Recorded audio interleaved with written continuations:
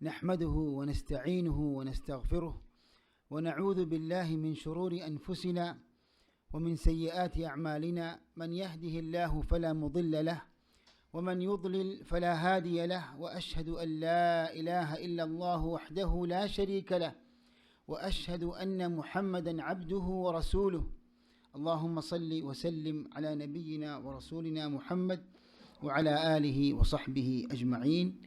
സ്നേഹം നിറഞ്ഞ പണ്ഡിതന്മാരെ, പ്രബോധകരെ, സഹോദരന്മാരെ, സഹോദരികളെ, അസ്സലാമു അലൈക്കും വറഹ്മത്തുള്ളാഹി വബറകാതുഹു. നമ്മുടെ ഈ കൂടിയിരുത്തം പുണ്യകർമ്മമായി അള്ളാഹു നമ്മിൽ നിന്ന് സ്വീകരിക്കുമാറാകട്ടെ. ഉപകാരപ്രദമായ നാഫിആയ ഇൽമ് പഠിക്കുവാനും ജീവിതത്തിൽ പകർത്തുവാനും ദഅവത്ത് ചെയ്യുവാനും അള്ളാഹു തൗഫീഖ് ചെയ്യുമാറാകട്ടെ. പ്രിയമുള്ളവരെ, വളരെ പ്രാധാന്യം ഉള്ള നമ്മുടെ വിശ്വാസ സംബന്ധമായ മുഖ്യ വിഷയമാണ് നാം പഠിക്കാൻ ഉദ്ദേശിക്കുന്നത്. നമ്മുടെ ഈമാൻ കാര്യങ്ങളിൽ പ്രധാനപ്പെട്ട ഒരു ഘടകമാണ് അൽ ഈമാനു ബിൽ ഖദർ, അള്ളാഹുവിൻ്റെ വിധിയിലുള്ള വിശ്വാസം. ഖൈരിഹി വ ശർരിഹി, ഈ വിധി അള്ളാഹു വിധിച്ചത് ഖൈറാകട്ടെ ഷർറാകട്ടെ, വിധിയിലുള്ള വിശ്വാസം നമ്മുടെ ഈമാനിൻ്റെ റുക്നുകളിൽപ്പെട്ട ഒരു പ്രധാന റുക്നാണ്. ജിബ്രീൽ അലൈഹിസ്സലാം നബി സ്വല്ലല്ലാഹു അലൈഹി വസല്ലമിനോട് നമ്മുടെ ദീൻ്റെ വിഷയങ്ങൾ ചോദിച്ച ദീർഘമായ ഹദീസ് ജിബ്രീൽ അലൈഹിസ്സലാം എന്ന പേരിൽ അറിയപ്പെടുന്നു. എന്താണ് ഇസ്ലാം, എന്താണ് ഈമാൻ, എന്താണ് ഇഹ്സാൻ എന്നൊക്കെ ചോദിച്ചല്ലോ. നബി സല്ലല്ലാഹു അലൈഹി വസല്ലം ഉത്തരം നൽകുകയും ചെയ്തു. അങ്ങനെ ഈമാനെ കുറിച്ച് ചോദിച്ചപ്പോൾ അൻ തുഅ്മിന ബില്ലാഹി വ മലായികതിഹി വ കുതുബിഹി വ റുസുലിഹി വൽ യൗമിൽ ആഖിർ വ തുഅ്മിന ബിൽ ഖദരി ഖൈരിഹി വ ശർരിഹി. അതായത് അള്ളാഹുവിലും അന്ത്യനാളിലും മലക്കുകളിലൊക്കെ നമുക്കറിയാവുന്ന ഈമാൻ കാര്യങ്ങൾ പറഞ്ഞിട്ട് അവസാനം പറഞ്ഞത് എന്താണ്? അതായത് ഖദറിൽ അള്ളാഹു സുബ്ഹാനഹു വ തആല വിധിച്ച ആ വിധിയിൽ, അത് ഖൈറാകട്ടെ ഷർറാകട്ടെ, അതിൽ വിശ്വസിക്കുക. അപ്പം അതുകൊണ്ട് തന്നെ നമ്മുടെ വിശ്വാസത്തിൻ്റെ പ്രധാനപ്പെട്ട ഒരു വശമാണ് നാം ചർച്ച ചെയ്യാൻ ഉദ്ദേശിക്കുന്നത്. ഇതാണ് നമ്മുടെ പഠനത്തിൻ്റെ പ്രാധാന്യം. കാരണം നാം നമ്മുടെ പഠനത്തിൽ, നമ്മുടെ പ്രബോധനത്തിൽ ഏറ്റവും കൂടുതൽ പ്രാധാന്യം കൊടുക്കുന്നത് തീർച്ചയായിട്ടും നമ്മുടെ വിശ്വാസ കാര്യങ്ങൾക്കാണ്. പ്രവാചകന്മാരുടെ ദൗത്യവും അങ്ങനെ തന്നെയാണ്. അതായത് വിശ്വാസം ശരിപ്പെടുത്തുക, വിശ്വാസത്തെ നന്നാക്കുക എന്നായിരുന്നു പ്രവാചകന്മാരുടെ പ്രബോധന ലക്ഷ്യം. അതുകൊണ്ട് തന്നെയാണ് അള്ളാഹു അല്ലാത്തവരെ ആരാധിക്കാൻ തുടങ്ങിയ ജനത അവരെ ഉത്ബോധിപ്പിച്ചുകൊണ്ട് തന്നെ പ്രവാചകന്മാർ തൗഹീദിലേക്ക് ക്ഷണിച്ചു. നബി സല്ലല്ലാഹു അലൈഹി വസല്ലം മുആദ് റളിയല്ലാഹു അൻഹുവിനെ യമനിലേക്ക് നിയോഗിച്ചപ്പോൾ എന്ത് പറഞ്ഞു? ഇന്നക തഖ്ദമു അലാ ഖൗമിൻ അഹ്ലി കിതാബ് ഫൽയകുൻ അവ്വല മാ തദ്ഊഹും ഇലൈഹി ഇബാദത്തുല്ലാഹ് ഇലാ അൻ യുവഹിദുല്ലാഹ്. വേദക്കാരായ ജനവിഭാഗത്തിലേക്കാണ് താങ്കൾ എത്തിച്ചേരുന്നത്. അതുകൊണ്ട് താങ്കൾ ആദ്യം അവരെ ക്ഷണിച്ചു കൊള്ളേണ്ടത് അള്ളാഹുവിനെ മാത്രം ആരാധിക്കുക, അള്ളാഹുവിനെ ഏകനാക്കുക, തൗഹീദിലേക്കാണ് താങ്കൾ ആദ്യം ക്ഷണിച്ചു കൊള്ളേണ്ടത്. അതേപോലെ മറ്റുള്ള വിശ്വാസ കാര്യങ്ങളൊക്കെ നമ്മുടെ ദീനിൽ പ്രധാനമർഹിക്കുന്നതാണ്. മാത്രമല്ല, വിധിയിലുള്ള വിശ്വാസമില്ലാതെ ഒരാൾ മുഅ്മിനാകുകയില്ല എന്ന് നമുക്ക് ഗണ്യമായ തെളിവുകൾ നമുക്ക് കാണാൻ സാധിക്കും. അതിൽപ്പെട്ടതാണ് നബി സല്ലല്ലാഹു അലൈഹി വസല്ലം പറഞ്ഞു, ലാ യുഅ്മിനു അബ്ദുൻ ഹത്താ യുഅ്മിന ബിൽ ഖദരി ഖൈരിഹി വ ശർരിഹി.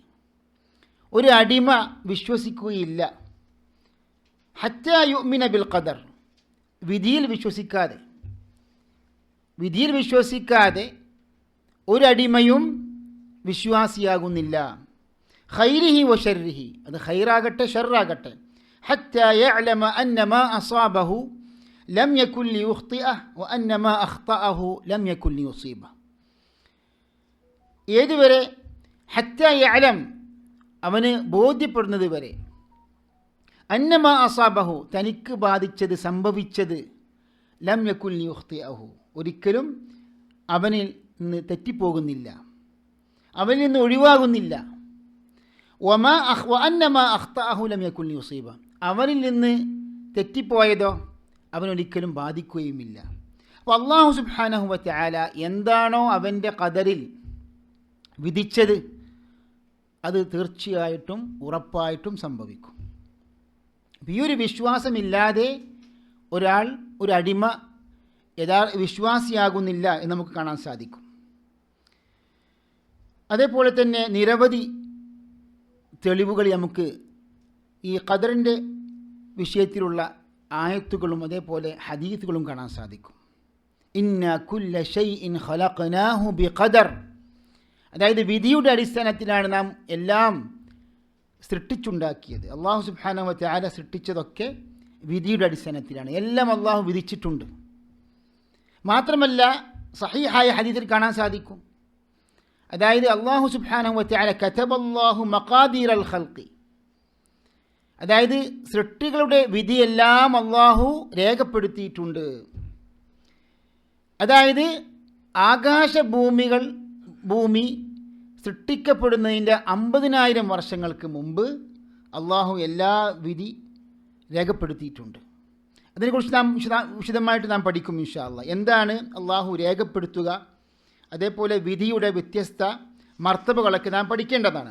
അതിനു മുമ്പ് നാം അറിഞ്ഞിരിക്കേണ്ടത് അൽ ഈമാനു ബിൽ ഖദർ, അല്ലെങ്കിൽ ബി ഖദാഇല്ലാഹി വ ഖദരിഹി എന്നൊക്കെ പറയുമ്പോൾ ഈ വാക്കിൻ്റെ അർത്ഥം എന്താണ്? നമ്മൾ പലപ്പോഴും ഇങ്ങനെയുള്ള വാക്കുകൾ കേൾക്കാറുണ്ട്. ഇപ്പോൾ ഉദാഹരണമായിട്ട് ഇപ്പം ലൈലത്തുൽ ഖദർ, ഇന്ന അൻസൽനാഹു ഫി ലൈലത്തുൽ ഖദർ, ലൈലത്തുൽ ഖദറിലാണ് നാം ശുദ്ധ ഖുർആൻ അവതരിപ്പിച്ചത് എന്ന് പറയുമ്പോൾ ഈ പറഞ്ഞ അൽ ഈമാനു ബിൽ ഖദർ എന്നതും ഈ ലൈലത്തുൽ ഖദർ എന്ന ഈ ഖദറും തമ്മിലുള്ള ബന്ധം എന്താണ്?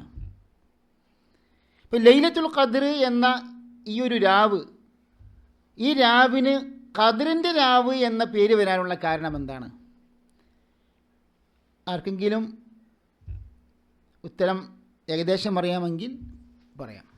ഇപ്പോൾ ലൈലത്തുൽ ഖദർ നമ്മൾ ഏറ്റവും പുണ്യകരമായ രാവായിട്ട് പ്രതീക്ഷിക്കുന്ന ഖൈറും മിൻ അൽഫി ഷഹറായ രാവാണ് ലൈലത്തുൽ ഖദർ. ഈ പുണ്യരാവിന് ഈ പേര് വരാനുള്ള കാരണം എന്താണ്? പണ്ഡിതന്മാർ ചർച്ച ചെയ്യുകയാണ്.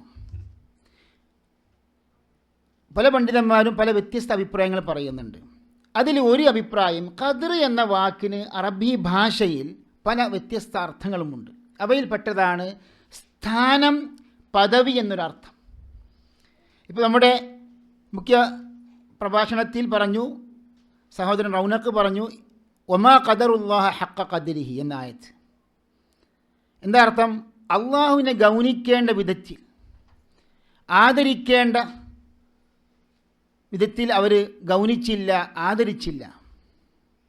ഒമാ ഖദറുല്ലാഹ ഹഖ ഖദരിഹി, അപ്പം അള്ളാഹുവിന് കൊടുക്കേണ്ട ആ ഖദർ, ആ സ്ഥാനം അവർ നൽകിയില്ല അള്ളാഹുവിന്. ഇതൊരു അർത്ഥമാണ്. അതേപോലെ തന്നെ ഖദർ എന്ന വാക്കിന് കുടുസാക്കുക എന്ന അർത്ഥമുണ്ട്. കുടുസത, ഞെരുക്കം എന്ന അർത്ഥവുമുണ്ട്. അങ്ങനെയാണ് നമുക്കറിയാം നമ്മുടെ യൂനുസ് നബി അലൈഹിസ്സലാം, കുറിച്ച് അള്ളാഹു എന്ന് പറഞ്ഞു, വദന്നൂനി ഇദ് ദഹബ മുഗാദിബൻ ഫظن അൻ ലൻ നഖ്ദിറ അലൈഹി. വദന്നൂനി എന്ന് പറഞ്ഞാൽ തിമിംഗലത്തിൻ്റെ ഉടമസ്ഥൻ. അതാരാണ്? യൂനുസ് നബി അലൈഹിസ്സലാം. തിമിംഗലം വിഴുങ്ങിയല്ലോ. ഇദ് ദഹബ മുഗാദിബൻ, അദ്ദേഹം കോപിതനായി പുറത്തേക്ക് പോയി. ഫظن അൻ ലൻ നഖ്ദിറ അലൈഹി, എന്തതിൻ്റെ അർത്ഥം? അതായത് അദ്ദേഹത്തെ ഞെരുക്കുകയില്ല നാം എന്ന് അദ്ദേഹം കരുതി. എങ്ങനെ? തിമിംഗലത്തിൻ്റെ വയറ്റിൽ ആ ഞെരുക്കമുണ്ടല്ലോ. ഫظن أن لن نقدر عليه, ഇതൊരു പണ്ഡിതന്മാർ, തഫ്സീർ പണ്ഡിതന്മാർ പറഞ്ഞൊരു വ്യാഖ്യാനമാണ്. അപ്പോൾ തീർച്ചയായിട്ടും ലൈലത്തുൽ ഖദ്ർ സംബന്ധിച്ചിടത്തോളം ഈ രാവ് ഏത് രാവാണ്, അത് എപ്പോഴാണ് നമ്മൾ കൃത്യമായി പ്രതീക്ഷിക്കേണ്ടത്, ഇങ്ങനെയുള്ള പല വിഷയങ്ങളിലും എന്താണ് അവ്യക്തതയുണ്ട്, ഞെരുക്കമുണ്ട്. അതേപോലെ തന്നെ മലക്കുകൾ ധാരാളമായി ഇറങ്ങുന്ന രാവാണ്, ഭൂമിയിലോട്ട് ഇറങ്ങുന്ന രാവാണ് ലൈലത്തുൽ ഖദ്ർ. ആ നിലക്കും ഞെരുക്കമുണ്ടാകുന്നുണ്ട്. അങ്ങനെയൊക്കെ പണ്ഡിതന്മാർ പറയുന്നു. അതേപോലെ തന്നെ വിധികൾ, അള്ളാഹു സുബ്ഹാനഹു വ തആല വിധിച്ച വിധിയൊക്കെ നിർണയിക്കപ്പെടുകയും തിട്ടപ്പെടുത്തുകയും ചെയ്യുന്ന രാവാണത്രേ ലൈലത്തുൽ ഖദ്ർ. അപ്പം നിർണയം എന്ന അർത്ഥവും എന്തിനുണ്ട്? ഖദ്ർ എന്ന വാക്കിനുണ്ട്, ഖദ്ർ. എന്നാൽ നമ്മൾ ഉദ്ദേശിക്കുന്ന അൽ ഖദർ, ഇപ്പം ഇബ്നു ഹജർ അസ്ഖലാനിയുടെ ഫത്ഹുൽ ബാരിയും അതേപോലെ തന്നെ അല്ലാമ ബഅലിയുടെ അൽ മുത്ലി അല അബ്വാബി അൽ മുഖ്നി എന്ന കിതാബിലൊക്കെ ഈ ലൈലത്തുൽ ഖദ്റിൻ്റെ വ്യത്യസ്ത 5ഓളം അഭിപ്രായങ്ങൾ കൊടുക്കുന്നുണ്ട്. ഖദർ എന്ന വാക്കിന് നാം കൊടുക്കുന്ന അർത്ഥം എന്താണ്? വിധി. അതിൻ്റെ ഏറ്റവും പ്രസിദ്ധമായ ഉച്ചാരണമാണ് ഫത്ഹ് കൊണ്ട്, അൽ ഖദർ. ദാലിന് എന്താണ്? ഫത്ഹാണ്. എന്നാൽ അൽ ഖദ്ർ എന്ന രീതിയിലും വായിക്കാം, ഭാഷയിൽ അങ്ങനെ വായിക്കാം. അഥവാ ഒരാൾ വിധിയെക്കുറിച്ച് പറയാണ്, അള്ളാഹുവിൻ്റെ ഖദ്ർ പ്രകാരം സംഭവിച്ചു എന്ന് പറഞ്ഞാൽ അതെന്താണ്? അറബി ഭാഷയിൽ തെറ്റില്ല. പക്ഷേ കൂടുതൽ പ്രസിദ്ധമായത് ഏതാണ്? അൽ ഖദർ, ഫത്ഹാണ് എന്ന് നമുക്ക് കാണാൻ സാധിക്കും. അതേപോലെ തന്നെ ലൈലത്തുൽ ഖദ്ർ എന്ന വാക്കിന് ഇപ്പം നിർണയം എന്ന അർത്ഥം കൊടുത്താൽ തന്നെ, ഏതർത്ഥം കൊടുത്താൽ തന്നെ അവിടെയും ശരിക്ക് വേണമെങ്കിൽ ദാലിന് ഫത്ഹും കൊടുക്കാം എന്നും പണ്ഡിതന്മാർ പറയുന്നു. അപ്പോൾ ഇതാണ് ഇതിൻ്റെ ഭാഷാപരമായ അർത്ഥം. അല്ലാഹു സുബ്ഹാനഹു വ തആല നമ്മയൊക്കെ സൃഷ്ടിക്കുന്നതിൻ്റെ എത്രയോ വർഷങ്ങൾക്ക് മുമ്പ് എല്ലാ വിധികളും അല്ലാഹു സുബ്ഹാനഹു വ തആല രേഖപ്പെടുത്തിയിട്ടുണ്ട്. അള്ളാഹുവിന് മുന്നേ അറിയാം കാര്യങ്ങളൊക്കെ, അതെല്ലാം രേഖപ്പെടുത്തുകയും ചെയ്തു. അപ്പോൾ ഇതാണ് നമ്മുടെ വിധി എന്ന് പറഞ്ഞാൽ അല്ലാഹു സുബ്ഹാനഹു വ തആല നേരത്തെ തീരുമാനിക്കുകയും രേഖപ്പെടുത്തുകയും ചെയ്ത കാര്യമാണ് അൽ ഖദർ കൊണ്ട് ഉദ്ദേശിക്കുന്നത്. പണ്ഡിതന്മാർ പറയുന്നു, എന്താണ് ഈ ഖദാ ഖദർ? ഖദാഉം ഖദറും യഥാർത്ഥത്തിൽ ഒരേ അർത്ഥമുള്ള 2 വാക്കുകളാണ്. അവ തമ്മിൽ വ്യത്യാസമില്ല എന്നാണ് പ്രബലമായ അഭിപ്രായം. ചില പണ്ഡിതന്മാരൊക്കെ ഖദാഉം ഖദറും തമ്മിലുള്ള വ്യത്യാസം പറഞ്ഞവരുണ്ട്. പക്ഷെ അതിനൊന്നും എന്തല്ല, വ്യക്തമായ തെളിവില്ല. ചില പണ്ഡിതന്മാർ പറഞ്ഞിട്ടുണ്ട്, അബൂ ഹാമിദ് അൽ ഗസാലിയുടെയൊക്കെ കാണാൻ സാധിക്കും വിശദീകരണത്തിൽ. അതായത് ഖദാ എന്ന് പറഞ്ഞാൽ അല്ലാഹു സുബ്ഹാനഹു വ തആല തീരുമാനിച്ച മൊത്തത്തിലുള്ള വിധിക്കാണെന്ന് പറയാം, ഖദാ എന്ന് പറയാം. എന്നാൽ അതിൻ്റെ വിശദാംശങ്ങളിലേക്ക്, വിധിയുടെ വിശദാംശങ്ങൾ, അതിൻ്റെ സ്ഥലവും കാലവും അതേപോലെ കണക്കുമെല്ലാം തീരുമാനിച്ച് തിട്ടപ്പെടുത്തുന്നതിന് എന്ത് പറയും? ഖദർ എന്ന വാക്ക് പറയുന്നൊരു അഭിപ്രായം പണ്ഡിതന്മാർ പറഞ്ഞവരുണ്ട്. ഏതായാലും ഖദാഉം ഖദറും ഒരേ അർത്ഥമാണ് എന്നാണ് ഈ വിഷയത്തിൽ പ്രബലമായി നമുക്ക് പണ്ഡിതന്മാർ പഠിപ്പിച്ചു തരുന്നത്. സഹോദരന്മാരെ, നാം മനസ്സിലാക്കണം, അല്ലാഹു സുബ്ഹാനഹു വ തആല പറഞ്ഞ എന്താണ്?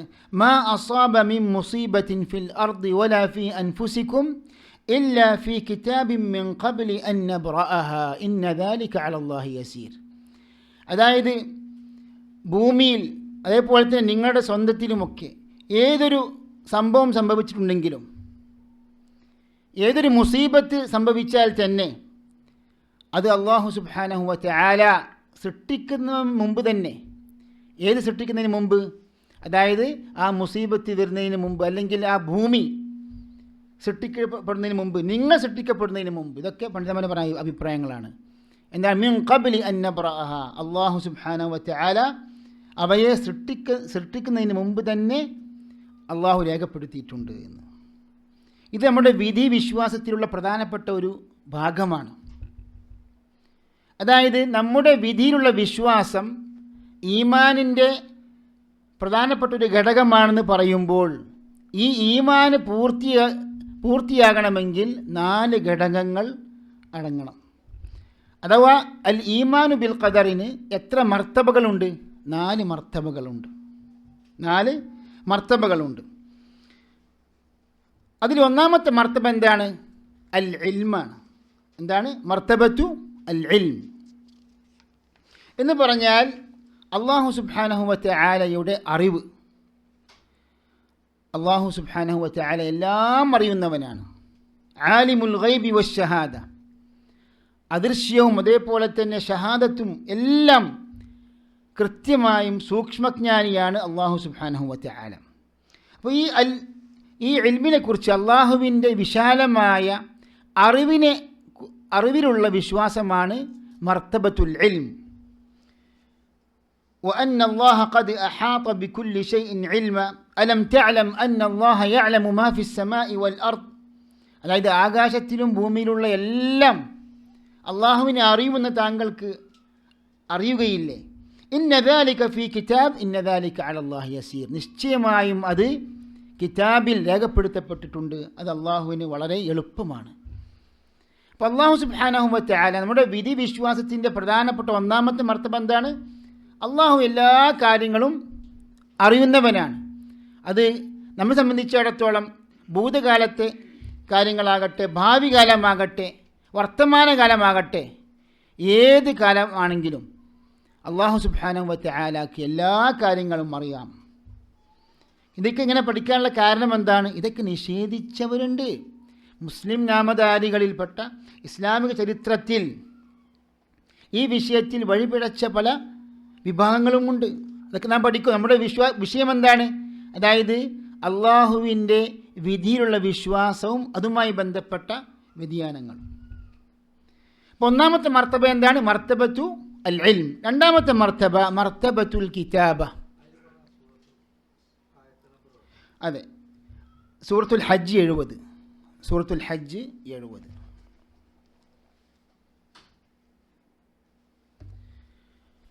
സഹോദരന്മാരെ, ഇവിടെ നാം മനസ്സിലാക്കേണ്ടത് മറാത്തിബു അൽ ഖദർ, ഖദറിൻ്റെ 4 മർത്തബകളെ സംബന്ധിച്ചാണ് നാം ഇപ്പോൾ ചർച്ച ചെയ്യുന്നത്.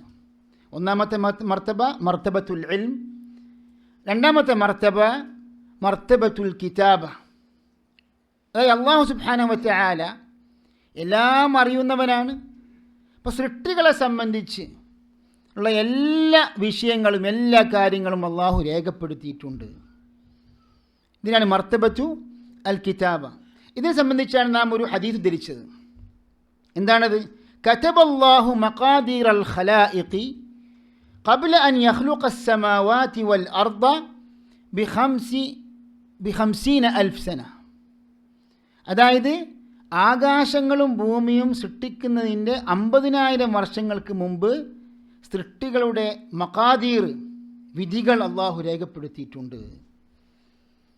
അതുകൊണ്ടാണ് സഹിഹായ വേറെ ഹദീസുകളിൽ കാണാൻ സാധിക്കും, അള്ളാഹു പേനയെ സൃഷ്ടിച്ച ആ നിമിഷം അള്ളാഹു പറഞ്ഞു ഉക്തുബ്, എല്ലാം രേഖപ്പെടുത്തുക. എല്ലാം സൃഷ്ടികളെ സംബന്ധിച്ചുള്ള എല്ലാ കാര്യങ്ങളും അള്ളാഹു രേഖപ്പെടുത്തിയിട്ടുണ്ട്. അതാണ് ഖുർആൻ പറഞ്ഞത് ഇന്ന ദാലിക ഫീ കിതാബ് ഇന്ന ദാലിക അലല്ലാഹി യസീർ. അള്ളാഹിനെ കുറിച്ച് സംബന്ധിച്ചിടത്തോളം അതൊക്കെ എന്താണ്? എളുപ്പമാണ്. കാരണം അള്ളാഹുവിൻ്റെ ഖുദ്റത്തെ സംബന്ധിച്ചും ഇൽമിനെ സംബന്ധിച്ചും നമുക്കൊരിക്കലും സങ്കല്പിക്കാൻ പറ്റില്ല. കാരണം അതിനൊക്കെ അതീതമാണ് അള്ളാഹുവിൻ്റെ വിശാലമായ അറിവ്, വിശാലമായ ഖുദ്റത്ത്. كتب الله مقادير الخلائق قبل أن يخلق السماوات والأرض ب50,000 سنة قال وعرشه على الماء. ഇമാം മുസ്ലിം റിപ്പോർട്ട് ചെയ്ത ഹദീസാണ്. അള്ളാഹുവിൻ്റെ, അതായത് ഇതൊക്കെ രേഖപ്പെടുത്തുമ്പോൾ അള്ളാഹുവിൻ്റെ അർശ് എവിടെയാണ്? വെള്ളത്തിൻ്റെ മേലെയാണ്. അപ്പോൾ അതിനൊക്കെ മുമ്പ് അള്ളാഹുവിൻ്റെ അർശിനെ സൃഷ്ടിച്ചിട്ടുണ്ട്. അതുകൊണ്ട് പല പണ്ഡിതന്മാരും അള്ളാഹുവിൻ്റെ സൃഷ്ടികളിൽ ആദ്യം സൃഷ്ടിക്കപ്പെട്ട സൃഷ്ടി മഖ്ലൂഖ് ഏതാണെന്ന് ചർച്ച പണ്ഡിതന്മാർക്കിടയിലുണ്ട്. അതിലൊരു അഭിപ്രായം എന്താണ്? ധാരാളം പണ്ഡിതന്മാർ പറഞ്ഞ അഭിപ്രായ പ്രകാരം അർശാണെന്ന അഭിപ്രായമുണ്ട്, അതേപോലെ മാ ആണെന്ന അഭിപ്രായമുണ്ട്. ഏതായാലും ഇവിടെ പറഞ്ഞു വരുന്നത് നമ്മെ സംബന്ധിച്ചിടത്തോളം നാം മനസ്സിലാക്കേണ്ട എന്താണ്? എല്ലാ കാര്യങ്ങളും നമ്മുടെ ജീവിതത്തിൽ ഉള്ള എല്ലാ വിഷയങ്ങളും നാം ജനിക്കുന്നതിന് മുമ്പ് തന്നെ നമ്മുടെ മരണം വരെയുള്ള എല്ലാ കാര്യങ്ങളും അള്ളാഹു നേരത്തെ തന്നെ അറിഞ്ഞിട്ടുണ്ട്, അതേപോലെ രേഖപ്പെടുത്തിയിട്ടുണ്ട്. ഈ അറിഞ്ഞിട്ടുണ്ട് അതാണ് മർത്തബത്തുൽ ഇൽമ്, രേഖപ്പെടുത്തിയിട്ടുണ്ട് അള്ളാഹു മർത്തബത്തുൽ കിതാബ. അതേപോലെ തന്നെ മർത്തബത്തുൽ ഇറാദത്തി വൽ മഷിയ, മൂന്നാമത്തെ എന്താണ്? അള്ളാഹുവിൻ്റെ ഉദ്ദേശം. അതായത് അള്ളാഹു സുബ്ഹാനഹു വ തആല എന്താണോ വിധിച്ചത് അതെല്ലാം അള്ളാഹു ഉദ്ദേശിച്ചിട്ടുണ്ട്. അള്ളാഹുവിൻ്റെ മഷീഅത്തിലാണ് എല്ലാ കാര്യങ്ങളും ഉൾപ്പെടുന്നത്. അതായത് നമുക്ക് സംഭവിക്കുന്ന, ഈ ലോകത്ത് സംഭവിക്കുന്ന എന്ത് കാര്യവും അള്ളാഹു ഉദ്ദേശിക്കാതെ നടക്കുന്നില്ല. ഇതിനാണ് അൽ മഷീഅ എന്ന് പറയും. അൽ മഷീഅ, അള്ളാഹുവിൻ്റെ ഉദ്ദേശം. വമാ തശാഊന ഇല്ലാ അൻ യശാ അല്ലാഹ്. അതേപോലെ തന്നെ പല ആയത്തുകളിലും കാണാൻ സാധിക്കും, വലാ തഖൂലന്ന ലിശൈഇൻ ഇന്നി ഫാഇലുൻ ദാലിക ഗദൻ ഇല്ലാ അൻ യശാ അല്ലാഹ്. എന്താണ്? നാളെ ഞാനൊരു കാര്യം പ്രവർത്തിക്കാൻ പോവുകയാണെന്ന് പറയരുത്, അള്ളാഹു ഉദ്ദേശിക്കാതെ അല്ലാതെ. അപ്പോൾ അള്ളാഹു ഉദ്ദേശിച്ചല്ലാതെ നമുക്കൊരു കാര്യവും ചെയ്യാൻ സാധിക്കുകയില്ല. അതുകൊണ്ടാണ് ഇൻഷാ അള്ളാഹ്, നമ്മുടെ ഒരു കാര്യം ഭാവിയിൽ ചെയ്യാൻ പോവുകയാണ് എന്ന് പറയുമ്പം അതിൻ്റെ കൂടെ എന്ത് ചേർക്കണം? ഇൻഷാ അള്ളാഹ് എന്ന് ചേർക്കണമെന്നാണ്. ഒരേ അർത്ഥം തന്നെയാണ്, ഒരേ അർത്ഥം തന്നെയാണ്. മഷിഅ ഷാ അല്ല, അത് ഒരേ അർത്ഥം വാവ് ചേർക്കും. അതെ. അപ്പോൾ മർത്തബത്തുൽ ഇറാദത്തി വൽ മഷിഅ, ഇറാദത്തും മഷിഅത്തുമായ മർത്തബയാണ് യഥാർത്ഥത്തിൽ മൂന്നാമത്തെ മർത്തബ. ഇവിടെ നാം മനസ്സിലാക്കേണ്ടത് അല്ലാഹു സുബ്ഹാനഹു വ തആല എല്ലാ കാര്യങ്ങളും രേഖപ്പെടുത്തിയിട്ടുണ്ട്. അപ്പോൾ ഈ രേഖപ്പെടുത്തിയ കാര്യം മാറുമോ, അഥവാ അതിനൊരു മാറ്റം സംഭവിക്കുമോ? നമുക്കറിയാം, ചില ഹദീസുകളിൽ നമുക്കറിയാം, ഒരു സൽക്കർമ്മം പുണ്യകർമ്മം പ്രവർത്തിച്ചാൽ അള്ളാഹു നൽകുന്ന പ്രതിഫലം. ഉദാഹരണമായിട്ട് കുടുംബബന്ധം ചേർത്തി കഴിഞ്ഞാൽ എന്താ അതിൻ്റെ പ്രതിഫലം? ആയുസ് വിശാലം, ആയുസ്സിനും അതേപോലെ സമ്പത്തിനുമൊക്കെ വിശാലതയുണ്ടാകുമെന്ന്. മൻസറഹു അൻ യുബ്സത ലഹു ഫി റിസ്ഖി വയുൻസഅ ലഹു ഫി അഥരി ഫലിയസിൽ റഹിമ. സഹീഹായ ഹദീസാണ്. അതായത് വല്ലവനും ഉദ്ദേശിക്കുന്നുണ്ടെങ്കിൽ, താല്പര്യമുണ്ടെങ്കിൽ, തൻ്റെ റിസ്ക്കിന് വിശാലതയും ദീർഘായുസ്സും ആഗ്രഹിക്കുന്നുണ്ടെങ്കിൽ അവൻ തൻ്റെ കുടുംബബന്ധം ചേർത്ത് കൊള്ളട്ടെ. അപ്പോൾ എന്താ ഇതിൻ്റെ അർത്ഥം? അല്ലാഹു സുബ്ഹാനഹു വ തആല മനുഷ്യരുടെ ആയുസ്, അതേപോലെ തന്നെ മനുഷ്യരുടെ ഉപജീവനം, റിസ്ക് നേരത്തെ കണക്കാക്കിയതല്ലേ, രേഖപ്പെടുത്തിയതല്ലേ. അപ്പോൾ എന്താണ് അതിൻ്റെ വിശാലത കൊണ്ട് ഉദ്ദേശിക്കുന്നത്? പണ്ഡിതന്മാർ ചർച്ച ചെയ്യുന്നുണ്ട്. വിശാലത കൊണ്ടുള്ള ഒരു ഉദ്ദേശം എന്ന് വെച്ചാൽ ബറക്കത്താണെന്ന് ഒരു അഭിപ്രായമുണ്ട്. അതായത് തനിക്ക് കണക്കാക്കപ്പെട്ട ആയുസ് തന്നെയാണ് ഉദ്ദേശിക്കുന്നത്, പക്ഷെ അതിലെന്തുണ്ടാവും? അതായത് ബറക്കത്തുണ്ടാകും, ഐശ്വര്യമുണ്ടാകും. അതായത് ദീർഘകാലം ജീവിച്ച ഒരാൾ, അയാൾ ചെയ്തു കൂട്ടുന്ന നല്ല നല്ല പ്രവർത്തനങ്ങൾ, സഹായങ്ങൾ, അതൊക്കെ അയാൾക്ക് ഈ ചുരുങ്ങിയ ആയുസ്സിനുള്ളിൽ ചെയ്തു തീർക്കാൻ സാധിക്കും. അതേപോലെ തൻ്റെ സമ്പത്തിലും കുടുംബത്തിലും പ്രവർത്തനത്തിലുമെല്ലാം ബറക്കത്ത്. അതേപോലെ തന്നെ വേറൊരു അഭിപ്രായം എന്താണ്? ശരിയായ നിലക്ക് തന്നെ യഥാർത്ഥമായ ദീർഘായുസ് തന്നെയാണ്, അല്ലെങ്കിൽ റിസ്ക്കിലുള്ള വർധനവ് തന്നെയാണ് ഉദ്ദേശം എന്ന് പറഞ്ഞ പണ്ഡിതന്മാരുമുണ്ട്. അപ്പോൾ ഇങ്ങനെ നമ്മൾ നോക്കുമ്പോൾ നമുക്കറിയാം, അല്ലാഹു സുബ്ഹാനഹു വ തആലയുടെ വിധിക്ക് യാതൊരു മാറ്റവുമില്ല. ഒരു ഭാഗത്ത് നാം കാണുന്നു, നേരത്തെ അള്ളാഹു രേഖപ്പെടുത്തിയതാണ്. എന്നാൽ അള്ളാഹു വിധിച്ച വിധിക്ക് ചില മാറ്റമുണ്ടാകും എന്ന് പഠിപ്പിക്കുന്ന ഇങ്ങനെയുള്ള തെളിവുകളും കാണാൻ സാധിക്കും. അപ്പോൾ എന്താണ് പണ്ഡിതന്മാർ പഠിപ്പിക്കുന്നത്? നാം മനസ്സിലാക്കേണ്ടത്, അല്ലാഹു സുബ്ഹാനഹു വ തആല ലൗഹുൽ മഹ്ഫൂദിൽ അള്ളാഹു രേഖപ്പെടുത്തിയ രേഖ അഥവാ വിധി, അതിന് യാതൊരു മാറ്റവും ഉണ്ടാകുകയില്ല. അള്ളാഹു രേഖപ്പെടുത്തി, നേരത്തെ അള്ളാഹു രേഖപ്പെടുത്തി എന്ന് പറഞ്ഞല്ലോ, കതബല്ലാഹു മഖാദീർ അൽ ഖൽഖി, അതിന് യാതൊരു മാറ്റവും ഉണ്ടാകുകയില്ല. പിന്നെ എന്തിനാണ് മാറ്റം? അല്ലാഹു സുബ്ഹാനഹു വ തആല മനുഷ്യരുടെ വിധികൾ, മനുഷ്യരുടെ പ്രവർത്തനങ്ങൾ, അതേപോലെ പല കാര്യങ്ങളുമൊക്കെ രേഖപ്പെടുത്താൻ ഏൽപ്പിച്ച ആരെയാണ്? ഈ ഭൂമിയിൽ മലക്കുകളെയാണ്. അപ്പോൾ മലക്കുകളുടെ അടുത്ത് എന്തുണ്ട്? ഏടുകളുണ്ട്. ഇപ്പോൾ നമ്മുടെ കർമ്മങ്ങളൊക്കെ രേഖപ്പെടുത്തുന്നത് മലക്കുകളുടെ ഏടുകൾ രേഖപ്പെടുത്തുകയാണ്. ആ സുഹുഫിലുള്ള വിധിക്ക് അല്ലാഹു സുബ്ഹാനഹു വ തആല പല മാറ്റങ്ങളും വരുത്തും. അതെന്താണ്? അത് താൽക്കാലികമായ ഏടുകളാണ്. പക്ഷെ അള്ളാഹു നേരത്തെ ലൗഹുൽ മഹ്ഫൂദിൽ രേഖപ്പെടുത്തിയ വിധിക്ക് യാതൊരു മാറ്റവും ഉണ്ടാകുകയില്ല. അപ്പം ഇവിടെ വിശുദ്ധ ഖുർആനിൽ തന്നെ അല്ലാഹു സുബ്ഹാനഹു വ തആല പറഞ്ഞ യംഹുല്ലാഹു മാ യശാഉ വയുസ്ബിറ്റ്, അതേപോലെ തന്നെ ഇങ്ങനെയുള്ള നാം ഉദ്ധരിച്ച ഹദീസിൻ്റെ അടിസ്ഥാനത്തിലും മറ്റു ഹദീസുകളിലൊക്കെ നമുക്ക് കാണാൻ സാധിക്കും. എന്താണ്?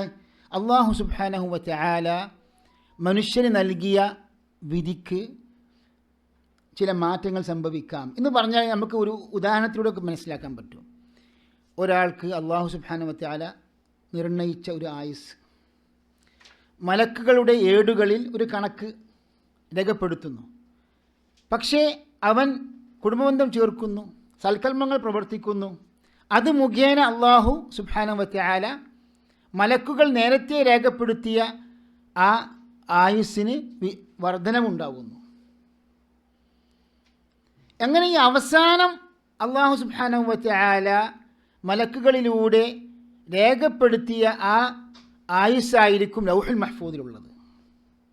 അഥവാ അതിന് യാതൊരു മാറ്റവും ഉണ്ടാകുകയില്ല. ഇവിടെ പറഞ്ഞു വരുന്നത് എന്താണ്? ശൈഖുൽ ഇസ്ലാം ഇബ്നു തൈമിയ്യ റഹിമഹുല്ലാഹ് ചോദിക്കപ്പെട്ടു, ഇങ്ങനെ ഒരു മനുഷ്യൻ നൽകുന്ന ഉപജീവന റിസ്ക്കിൻ്റെ വിഷയത്തിൽ വല്ല മാറ്റവും ഉണ്ടാകുമോ എന്നാണ് ചോദ്യം. അപ്പോൾ ഷെയ്ഖ് പറയുന്നു, അതായത് റിസ്ക് എന്ന് പറഞ്ഞാൽ രണ്ട് ഇനമാക്കി നമുക്ക് തിരിക്കാം. ശൈഖുൽ ഇസ്ലാം ഇബ്നു തൈമിയ്യ റഹിമഹുല്ലാഹ് പറയുകയാണ്, അതായത് അർറിസ്ഖു നൗആനി അഹദുഹുമാ മാ അലിമഹു അല്ലാഹു അന്നഹു യർസുഖുഹു ഫഹാദാ ലാ യതഗയ്യർ والثاني ما كتبه وأعلمه به الملائكة فهذا يزيد وينقص بحسب الأسباب. അതായത് അള്ളാഹു നേരത്തെ അറിയുകയും, ശ്രദ്ധിക്കണം, അള്ളാഹുവിൻ്റെ ഇൽമുണ്ടല്ലോ, അള്ളാഹുവിൻ്റെ ഇൽമിൽ സ്ഥിരപ്പെട്ടതും അള്ളാഹു രേഖപ്പെടുത്തുകയും ചെയ്ത ആ റിസ്ക്കാകട്ടെ അതിന് യാതൊരു മാറ്റവും ഉണ്ടാകുകയില്ല. എന്നാൽ മലക്കുകളിലൂടെ അല്ലാഹു സുബ്ഹാനഹു വ തആല രേഖപ്പെടുത്താൻ, അവരുടെ ഏടുകളിൽ രേഖപ്പെടുത്താൻ ആവശ്യപ്പെട്ട വിധിയോ അതിന് മാറ്റമുണ്ടാകും. അതെന്താണ്? ചില കാരണങ്ങളിലൂടെ അതിന് ഏറ്റക്കുറച്ചിലുണ്ടാകും എന്ന് ശൈഖുൽ ഇസ്ലാം ഇബ്നു തൈമിയ്യയുടെ മജ്മൂഉൽ ഫതാവയിൽ നമുക്ക് കാണാൻ സാധിക്കും. മജ്മൂഉൽ ഫതാവ എന്ന് പറഞ്ഞ സഹോദരന്മാരെ, അതായത് ഷെയ്ഖ് അബ്ദുറഹ്മാൻ ഇബ്നു ഖാസിമും മകനും ആധുനിക കാലഘട്ടത്തിൽ ഇബ്നു തൈമിയ്യയുടെ വ്യത്യസ്ത ഫത്വകളും അതേപോലെ തന്നെ റസായിലുമൊക്കെ ക്രോഡീകരിച്ചുകൊണ്ട് ആദ്യം 37 വാള്യങ്ങളിൽ അത് ക്രോഡീകരിച്ചു. അതാണ് മജ്മൂഉൽ ഫതാവ. പിന്നെ അതിന് ശേഷം എന്താണ്, വീണ്ടും ഇബ്നു തൈമിയ്യയുടെ മറ്റു ഫത്വകളും അതേപോലെ തന്നെ ഗ്രന്ഥങ്ങളൊക്കെ കണ്ടെത്തിയപ്പോൾ വീണ്ടും ഏതാനും വാള്യങ്ങൾ അവർക്ക് ക്രോഡീകരിക്കാൻ സാധിച്ചു.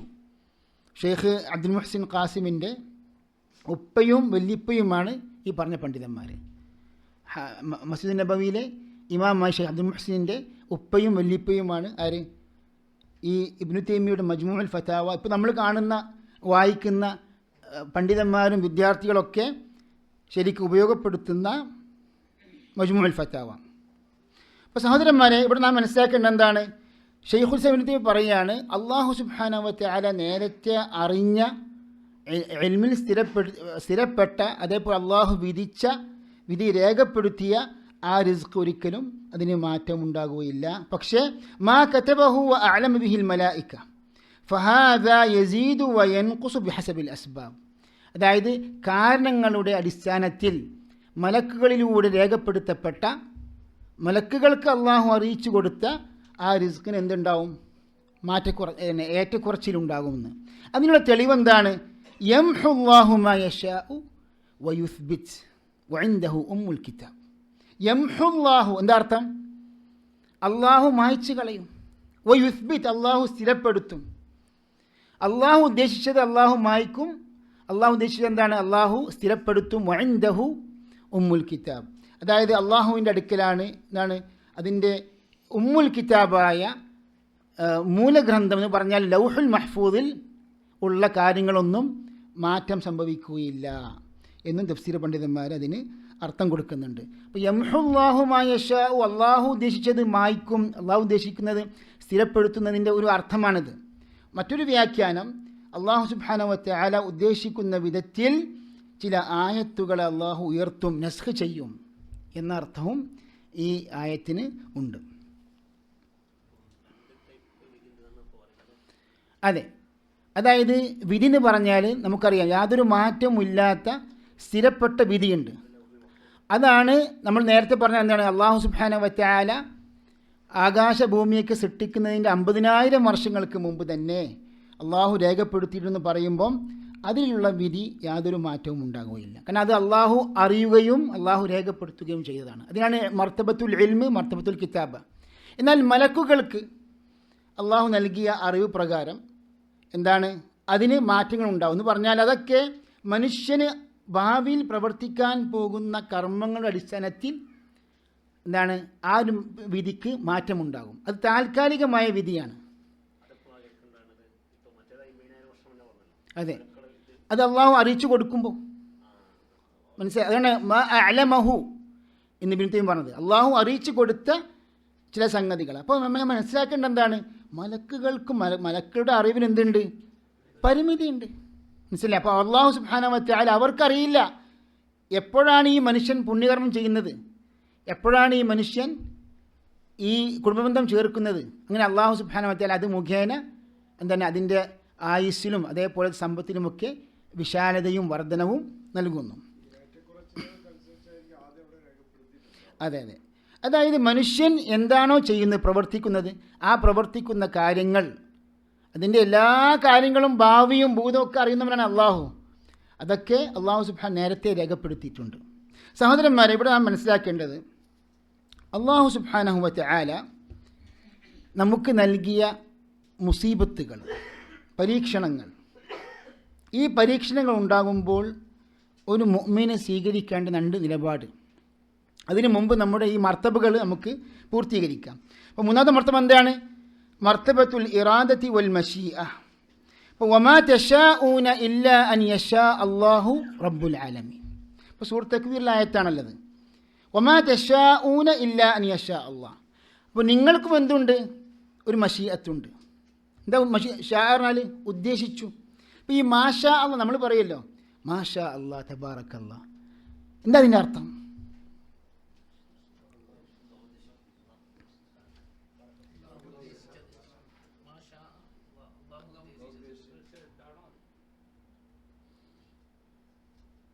അതിൻ്റെ പൂർണ്ണ ഭാഗം മാഷാ അല്ലാഹു കാൻ വമാ ലം യശ ലം യകുൻ. മാഷാ അല്ലാഹു കാന, അള്ളാഹു ഉദ്ദേശിച്ചത് എന്താണോ അത് സംഭവിച്ചിരിക്കും. വമാ ലം യശ, അള്ളാഹു ഉദ്ദേശിക്കാത്തതോ സംഭവിക്കുകയില്ല. ലം യകുൻ, അതാണ് ഈ ശരിക്കും ഇതിൻ്റെ അർത്ഥം. അപ്പോൾ നമുക്കൊരു കാര്യം ഇഷ്ടപ്പെട്ടാൽ എന്താണ് അവിടെ മാഷാ അല്ലാഹ് പറയണം എന്നൊക്കെ പറയുമ്പം അത് ശരിക്കും അവിടെ അള്ളാഹുവിൻ്റെ മശീഅത്ത് സ്ഥിരപ്പെടുത്തുകയാണ്. പക്ഷേ ശരിക്ക് സഹീഹായ ഹദീസിലൂടെ നാം പഠിപ്പിക്കപ്പെട്ടത് പ്രകാരം നമുക്കൊരു കാര്യം ഇഷ്ടപ്പെട്ടു, അപ്പം എന്താണ് ബർരികൂലഹു, അതിനു വേണ്ടി ബറക്കത്തിന് വേണ്ടി പ്രാർത്ഥിക്കണമെന്നാണ്. ബാറക്കല്ലാഹു ഫീക്ക്, ബാറക്കല്ലാഹു ലക്ക് എന്ന പ്രാർത്ഥനയാണ് കാര്യമായി വരേണ്ടത്. അല്ലെങ്കിൽ മാഷാ അല്ലാഹ് ലാ ഖുവത ഇല്ലാ ബില്ലാഹ് ഖുർആനിൽ വന്നതുപോലെ പറഞ്ഞാലും കുഴപ്പമൊന്നുമില്ല. സഹോദരന്മാരെ, ഇവിടെ അള്ളാഹുവിൻ്റെ മശീഅത്താണ് മൂന്നാമത്തെ മർത്തബ. ഈ മശീഅത്ത് വിശാലമായ മശീഅത്താണ്. അള്ളാഹു സുബ്ഹാനഹു വ തആല വിധിച്ച എല്ലാ വിധിയും, അത് ഖൈറാകട്ടെ ഷർറാകട്ടെ, ഒക്കെ ഇതിൽപ്പെട്ടു, മശീഅത്തിൽപ്പെട്ടു. ഇവിടെ നാം മനസ്സിലാക്കേണ്ട എന്താണ്? അപ്പോൾ സൃഷ്ടികൾക്ക് മശീഅത്തുണ്ടോ? സൃഷ്ടികൾക്കും മശീഅത്തുണ്ട്. മനുഷ്യർക്ക് അള്ളാഹു നൽകിയ ഇച്ഛാ സ്വാതന്ത്ര്യം, അല്ലെങ്കിൽ തീരുമാനം എടുക്കാൻ ഉള്ള സ്വാതന്ത്ര്യം, ഇതൊക്കെ എന്താണ്? മശീഅത്താണ്. പക്ഷേ ഈ മശീഅത്ത് അള്ളാഹുവിൻ്റെ മശീഅത്തിൽ ഒതുങ്ങുന്നതാണ്. അതാണ് ഇവിടെ ഖുർആൻ അള്ളാഹു പറയുന്നത്, വമാ തശാഊന ഇല്ലാ അൻ യശാ അല്ലാഹു റബ്ബുൽ ആലമീൻ. ഇതൊക്കെ നാം പഠിക്കുന്നത് എന്തിനാണ്? സൃഷ്ടികൾക്ക് യാതൊരു സ്വാതന്ത്ര്യവും ഇല്ല എന്ന് പറഞ്ഞ വിഭാഗമുണ്ട്. അതിനെക്കുറിച്ചൊക്കെ നാം പഠിക്കും ഇൻഷാ അല്ലാഹ്. നാലാമത്തെ മർത്തബത്തു അൽ ഖൽഖ്. മർത്തബത്തു അൽ ഖൽഖ് എന്താണ് അർത്ഥം? അള്ളാഹു എല്ലാം സൃഷ്ടിച്ചിട്ടുണ്ട്. കാരണം അള്ളാഹു സുബ്ഹാനഹു വ തആല റബ്ബുൽ ആലമീനാണ്. എന്താണ്? ലോകങ്ങളുടെ രക്ഷിതാവാകുന്നു അള്ളാഹു സുബ്ഹാനഹു വ തആല. ഈ അൽ ആലമിൻ്റെ ഒരു അർത്ഥം എന്താണ്? മാ സിവല്ലാഹി, അള്ളാഹു അല്ലാത്തവരെല്ലാം എന്താണ്? ആലമാണ്. അപ്പോൾ അള്ളാഹു സുബ്ഹാനഹു വ തആല എല്ലാറ്റിനെയും സൃഷ്ടിച്ചിട്ടുണ്ട്. അള്ളാഹു ഖാലിഖു കുല്ലി ഷൈ. അതേപോലെ തന്നെ ഇന്നാ കുല്ല ഷൈഇൻ ഖലഖ്നാഹു ബിഖദർ, എല്ലാം അള്ളാഹു സുബ്ഹാനഹു വ തആല സൃഷ്ടിച്ചതാണ്. അള്ളാഹു ഖാലിഖു കുല്ലി ഷൈ വല്ലാഹു ഖലഖക്കും വമാ തഅമലൂൻ. എന്താണ്? അള്ളാഹു സുബ്ഹാനഹു വ തആല നിങ്ങളെയും നിങ്ങളുടെ പ്രവർത്തനത്തെയും അള്ളാഹു സൃഷ്ടിച്ചിട്ടുണ്ട്. അള്ളാഹു ഖാലിഖു കുല്ലി ഷൈ, എല്ലാം അള്ളാഹു സൃഷ്ടിച്ചിട്ടുണ്ട്. ഇത് മർത്തബത്തു അൽ ഖൽഖ്. അപ്പോൾ അള്ളാഹു സുബ്ഹാനഹു വ തആല കാര്യങ്ങളൊക്കെ അറിഞ്ഞിരിക്കുന്നു നേരത്തെ. അവൻ അതൊക്കെ രേഖപ്പെടുത്തിയിട്ടുണ്ട്. അതെല്ലാം അത് പ്രകാരം അള്ളാഹു ഉദ്ദേശിച്ചിട്ടുണ്ട്. അതൊക്കെ അള്ളാഹു സൃഷ്ടിച്ചിട്ടുണ്ട്. ഈ 4 സംഗതികളിൽ വിശ്വസിക്കാതെ നമ്മുടെ അൽ ഈമാനു ബിൽ ഖദർ പൂർത്തീകരിക്കുകയില്ല. നമുക്ക് അറബിയിൽ പെട്ടെന്ന് പറയുകയാണെങ്കിൽ എളുപ്പമാണ്. 1 മർത്തബത്തു അൽ ഇൽം, 2 മർത്തബത്തു അൽ കിതാബ, 3 മർത്തബത്തു അൽ ഇറാദ അല്ലെങ്കിൽ മഷീഅ, 4 മർത്തബത്തു അൽ ഖൽഖ്. അപ്പോൾ ഇവിടെ നാം അറിഞ്ഞിരിക്കേണ്ട എന്താണ്? ഒരു മുസീബത്ത് സംഭവിച്ചു, അള്ളാഹു സുബ്ഹാനഹു വ തആല വിധിച്ചതാണെന്ന് ദൃഢമായ ഒരു ബോധ്യം ഒരു വിശ്വാസിയുടെ മനസ്സിലുണ്ടായിരിക്കണം. അങ്ങനെ വിശ്വാസിയെ സംബന്ധിച്ചിടത്തോളം എന്ത് നിലപാടാണ് സ്വീകരിക്കേണ്ടത്? പണ്ഡിതന്മാർ പറയുന്നു, അവിടെയും 2 ദറജുണ്ട്, 2 പടികൾ, 2 ദറജാത്തുകളുണ്ട്. യഥാർത്ഥത്തിൽ ഒരു വിശ്വാസിക്ക് ഒരു മുസീബത്ത് സംഭവിച്ചു കഴിഞ്ഞാൽ അള്ളാഹുവിൻ്റെ വിധിയുമായി ബന്ധപ്പെട്ടുകൊണ്ട് 2 നിലപാടുകൾ സ്വീകരിക്കാം. അതിലേറ്റവും പരിപൂർണമായ നിലപാടുണ്ട്, അതേപോലെ നിർബന്ധമായ നിലപാടുമുണ്ട്. ഇതൊക്കെ പണ്ഡിതന്മാർ വിധിയുമായി ബന്ധപ്പെട്ടുകൊണ്ട് നമുക്ക് പഠിപ്പിച്ചു തരുന്നു. ഒന്നാമത്തെ ദറജ എന്താണ് സഹോദരന്മാരെ? ഒരു മുസീബത്ത് സംഭവിച്ചു കഴിഞ്ഞാൽ, ഒരു വിശ്വാസിക്ക് പരീക്ഷണം ഉണ്ടായിക്കഴിഞ്ഞാൽ അയാൾ നിർബന്ധമായിട്ടും ചെയ്തിരിക്കേണ്ട ദറജയുണ്ട്. അതേപോലെ തന്നെ അഭികാമ്യമായ അഫ്ദലിയത്ത് ആയ ഒരു ദറജയുണ്ട്. എന്താണത്? അതാണ് റിള, തൃപ്തി.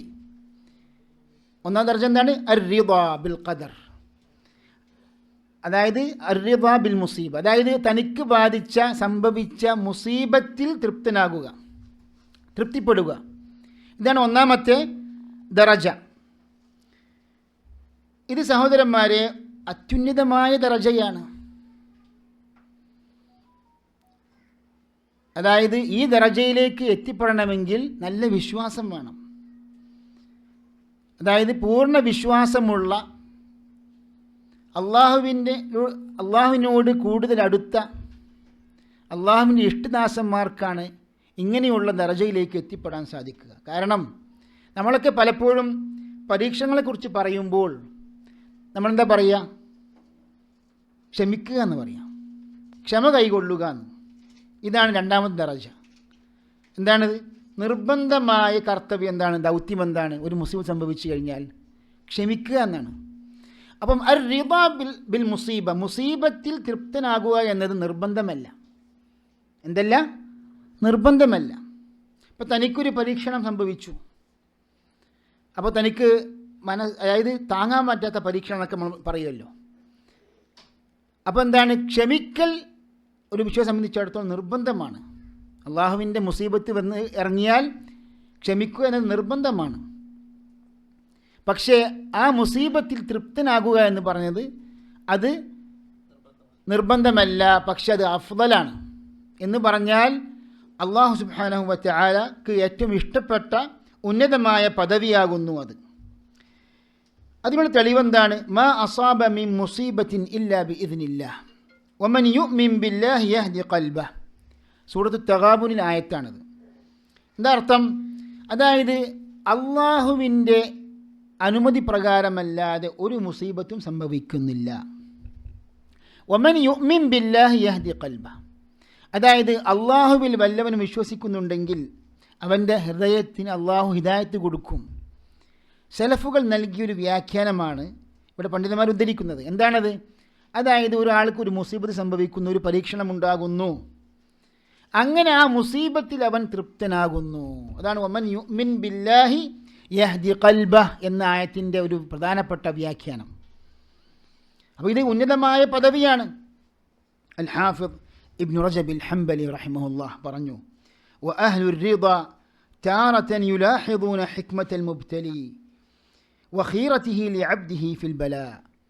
അതായത് സുബ്ഹാനല്ലാഹ്, ഈ ഉന്നതമായ പദവിയിലേക്ക് എത്തിപ്പെടണമെങ്കിൽ എന്താണ് അങ്ങനെ ആഗ്രഹിക്കുന്ന താല്പര്യപ്പെടുന്ന വിശ്വാസികൾ ചെയ്യേണ്ടത്? ഇബ്നു റജബ് പറയുകയാണ്, ഇങ്ങനെയുള്ള പദവിയിലേക്ക് എത്തിപ്പെട്ട യഥാർത്ഥ വിശ്വാസികൾ അവർ പരിഗണിക്കുന്നത് ഏതാണ്? അതായത് അല്ലാഹു സുബ്ഹാനഹു വ തആല ഈ ഒരു പരീക്ഷണം എനിക്ക് നൽകിയതിൽ അള്ളാഹുവിന് കൃത്യമായൊരു ഹിക്മത്തുണ്ടല്ലോ, അള്ളാഹു ഖൈർ മാത്രമേ എനിക്ക് ഏകൂ എന്ന നിലക്ക് അവൻ ചിന്തിക്കുകയും തൃപ്തിപ്പെടുകയും ചെയ്യുക. ഇതാണ് ഒരു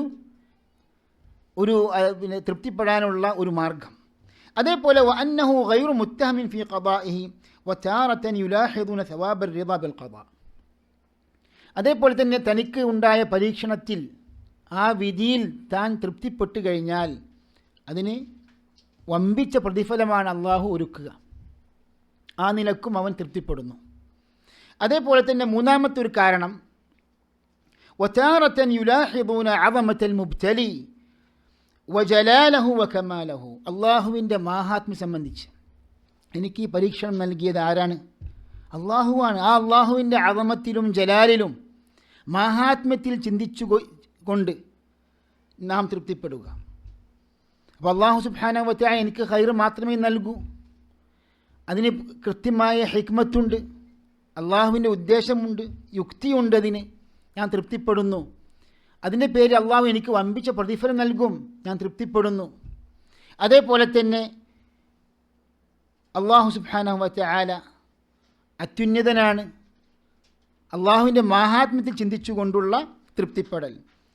അങ്ങനെ ചുരുക്കി പറഞ്ഞാൽ ഈ ഒരു മർത്തബയിലേക്ക് എത്തിപ്പെടണമെങ്കിൽ ഇബ്നു റജബ് അൽ ഹംബലി അവിടെ കൺക്ലൂഡ് ചെയ്യുകയാണ്, വഹാദാ യസിലു ഇലൈഹി ഖവാസു അഹ്ലിൽ മഅരിഫതി വൽ മഹബ്ബ. അതായത് അള്ളാഹുവിനെ അത്രയധികം അറിയുകയും സ്നേഹിക്കുകയും ചെയ്ത ചുരുങ്ങിയ ആൾക്കാർക്ക് മാത്രമേ ഈ മർത്തബയിലേക്ക് എത്തിപ്പെടാൻ സാധിക്കൂ. അള്ളാഹു സുബ്ഹാനഹു വ തആല അങ്ങനെയുള്ള അള്ളാഹുവിൻ്റെ ഇഷ്ടദാസന്മാരിൽ നമ്മെ എല്ലാവരെയും ഉൾപ്പെടുത്തി അനുഗ്രഹിക്കുമാറാകട്ടെ. അപ്പോൾ സഹോദരന്മാരെ, ഒന്നാമത്തെ ദറജ എന്താണ്? ദറജത്തുർ റിദ എന്ന് പറയും, തൃപ്തി എന്ന ദറജ. ഷെയ്ഖുൽ ഇസ്ലാം ഇബ്നു തൈമിയ്യ റഹിമഹുല്ലാഹ് പറഞ്ഞു, മജ്മുഉൽ ഫതാവയിൽ കാണാൻ സാധിക്കും, الرضا بالمصائب كالفقر والمرض والذل مستحب في أحد قولي العلماء وليس بواجب. അതായത് അല്ലാഹു സുബ്ഹാനഹു വ തആല അവൻ്റെ ദാസൻ നൽകുന്ന ദാരിദ്ര്യം, അതേപോലെ തന്നെ നിന്ദ്യത, അതേപോലെ അസുഖം, രോഗം, ഇതിൽ തൃപ്തിപ്പെടുക എന്നത് മുസ്തഹബാകുന്നു, അഭികാമ്യമാകുന്നു. പക്ഷെ അതെന്തല്ല, നിർബന്ധമല്ല. വസ്സഹീഹു അന്നൽ വാജിബ ഹുവ സബ്ർ. എന്നാൽ സഹീഹായ വീക്ഷണപ്രകാരം നിർബന്ധം എന്താകുന്നു? സബ്റാകുന്നു, ക്ഷമയാകുന്നു. അതാകുന്നു രണ്ടാമത്തെ മർത്തബ. അപ്പോൾ രണ്ടാമത്തെ മർത്തബ എന്താണ്? പരീക്ഷണം സംഭവിച്ചു കഴിഞ്ഞാൽ ക്ഷമ കൈകൊള്ളുക എന്ന്. ഇതാർക്കാണ്? തൃപ്തിപ്പെടാൻ സാധിക്കുകയില്ല. അപ്പോൾ ഏറ്റവും കുറഞ്ഞത് എന്ത് ചെയ്യണം? ക്ഷമിക്കണം എന്നാണ്. കാരണം അതിനും വമ്പിച്ച പ്രതിഫലം അള്ളാഹു ഒരുക്കിയിട്ടുണ്ട്. ഇന്നമാ യുവഫസ്സാബിറൂന അജ്റഹും ബിഗൈരി ഹിസാബ്. കണക്കില്ലാതെയാണ് അള്ളാഹു സുബ്ഹാനഹു വ തആല ക്ഷമ കൈകൊണ്ടവർക്ക് പ്രതിഫലം നൽകുക. അതിന് വമ്പിച്ച പ്രതിഫലമാകുന്നു. വബശ്ശിരി സ്സാബിരീൻ അല്ലദീന ഇദാ അസാബത്ഹും മുസീബത്തുൻ ഖാലൂ ഇന്നാ ലില്ലാഹി വ ഇന്നാ ഇലൈഹി റാജിഊൻ. അതായത് ക്ഷമിക്കുന്നവർക്ക് സന്തോഷ വാർത്ത അറിയിച്ചു കൊള്ളുക. വബശ്ശിരി സ്സാബിരീൻ, അല്ലദീന ഇദാ അസാബത്ഹും മുസീബത്തുൻ, ആരാണ് ഈ ക്ഷമിക്കുന്നവർ? അതായത് മുസീബത്ത് സംഭവിച്ചു കഴിഞ്ഞാൽ ഖാലു, അവർ പറയും ഇന്നാ ലില്ലാഹി വ ഇന്നാ ഇലൈഹി റാജിഊൻ. നമ്മളൊക്കെ മരണവാർത്ത കേട്ട് കഴിഞ്ഞാൽ പറയുന്നതാണ്.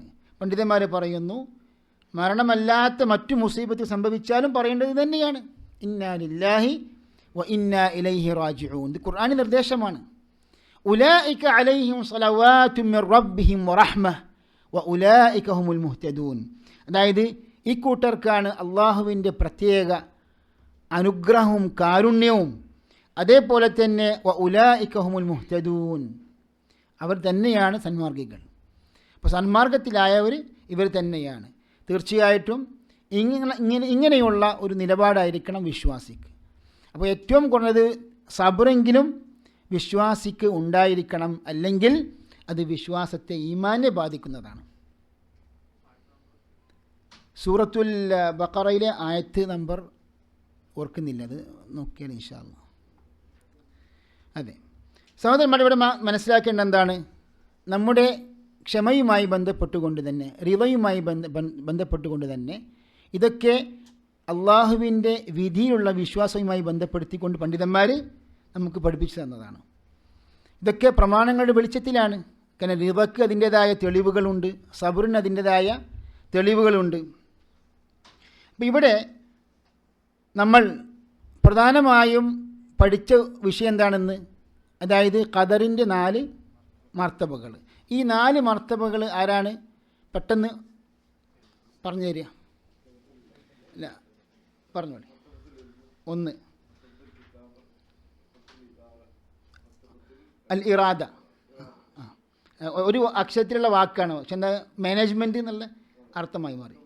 മർത്തബത്തുൽ ഖൽഖ്. ഈ 4 മർത്തബകൾ വേറെ ആരാ പറയാ? 1 അതെ,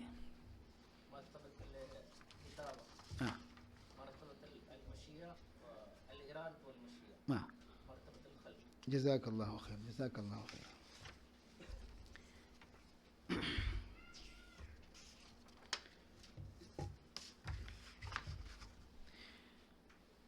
അല്ലാഹു സുബ്ഹാനഹു വ തആല മനുഷ്യർക്ക് നൽകുന്ന പരീക്ഷണങ്ങൾ, അതേപോലെ തന്നെ മനുഷ്യൻ അള്ളാഹുവിൻ്റെ വിധി പ്രകാരം പല കാര്യങ്ങളും കർമ്മങ്ങളും അനുഷ്ഠിക്കുന്നു, ചെയ്യുന്നു, പ്രവർത്തിക്കുന്നു. അതിൽ തിന്മകളുണ്ടാകാം. മനുഷ്യൻ പ്രവർത്തിക്കുന്ന പ്രവർത്തനങ്ങളിൽ തിന്മയുണ്ടാകാം, നന്മയുണ്ടാകാം. അപ്പോൾ ഒരാൾ തിന്മ പ്രവർത്തിച്ചു കഴിഞ്ഞാൽ, കുറ്റകൃത്യത്തിൽ അകപ്പെട്ട് കഴിഞ്ഞാൽ, അള്ളാഹുവിൻ്റെ വിധിപ്രകാരമാണ് ഞാൻ കുറ്റം ചെയ്തത് എന്ന് പറഞ്ഞ് സമാധാനിക്കാൻ പറ്റുമോ? കാരണം അള്ളാഹു നേരത്തെ എല്ലാം രേഖപ്പെടുത്തിയതാണല്ലോ. യഥാർത്ഥത്തിൽ ഇതിനുള്ള വ്യക്തമായ പ്രമാണമാണ് ഇവിടെ നാം പഠിക്കാൻ പോകുന്നത്. കാരണം പല വ്യതിയാനങ്ങൾ സംഭവിച്ച പിഴച്ച കക്ഷികളും തെളിവായിട്ട് ഉദ്ധരിക്കാറുള്ള ഒരു ഹദീസുണ്ട്. എന്താണത്? സഹീഹായ ബുഖാരിയിലേക്ക് വന്ന ഹദീസാണ്. അതായത് അല്ലാഹു സുബ്ഹാനഹു വ തആല ആദം നബി അലൈഹി ഇസ്ലാമിനോടും ഹവ്വാ ബീവിയോടും വൃക്ഷം ഒരിക്കലും നിങ്ങൾ ഭക്ഷിക്കരുത്, വൃക്ഷത്തിൽ നിങ്ങൾ കഴിക്കരുതെന്ന് പറഞ്ഞു. അങ്ങനെ പിശാചിൻ്റെ, ഷെയ്ത്താനിൻ്റെ, ഇബ്ലീസിൻ്റെ നിർബന്ധപ്രകാരം അവർ വൃക്ഷത്തിൽ നിന്ന് കഴിച്ചു. അങ്ങനെ അള്ളാഹു സ്വർഗത്തിൽ നിന്ന് താഴോട്ട് ഇറങ്ങാൻ പറഞ്ഞു, ഭൂമിയിലോട്ട് ഇറങ്ങി. അപ്പോൾ ഇവിടെ മൂസ നബി അലൈഹിസ്സലാമും ആദം നബി അലൈഹിസ്സലാമും പരസ്പരം നടന്ന ഒരു സംഭാഷണമുണ്ട്. അതിന് രത്നചുരുക്കം എന്താണ്? ഇഹ്തജ്ജ ആദമു മൂസ വ മൂസ. അതായത് ആദം നബി അലൈഹിസ്സലാമും മൂസ നബി അലൈഹിസ്സലാമും പരസ്പരം തർക്കിച്ചു.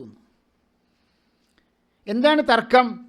ഫഖാല ലഹു മൂസ, മൂസ നബി അലൈഹിസ്സലാം പറഞ്ഞു, അൻത ആദമുല്ലദീ അഖ്റജത്ക ഖതീഅതുക മിനൽ ജന്ന, സ്വർഗത്തിൽ നിന്ന് താങ്കളെ പുറത്താക്കിയ ആ തിന്മ, താങ്കൾ ആദമാകുന്നു. ഏത് ആദം? താങ്കൾ തിന്മ ചെയ്തു, അങ്ങനെ താങ്കൾ സ്വർഗത്തിൽ നിന്ന് പുറത്തുപോയി. ഫഖാല ലഹു ആദം അൻത മൂസല്ലദീ ഇസ്തഫാക അല്ലാഹു ബിരിസാലാതിഹി വബികലാമി, അല്ലാഹു സുബ്ഹാനഹു വ തആലയുടെ കലാമു കൊണ്ടും അതേ റിസാല കൊണ്ടും താങ്കളെ തിരഞ്ഞെടുത്ത പ്രവാചകനാകുന്നു താങ്കൾ. ثم تلومني على أمر قدر علي قبل أن أخلق. അപ്പോൾ താങ്കൾ ഞാൻ സൃഷ്ടിക്കപ്പെടുന്നതിന് മുമ്പ് തന്നെ അള്ളാഹു എനിക്ക് വിധിച്ച ആ വിധിയെ സംബന്ധിച്ച് താങ്കൾ എന്നെ കുറ്റപ്പെടുത്തുകയാണോ?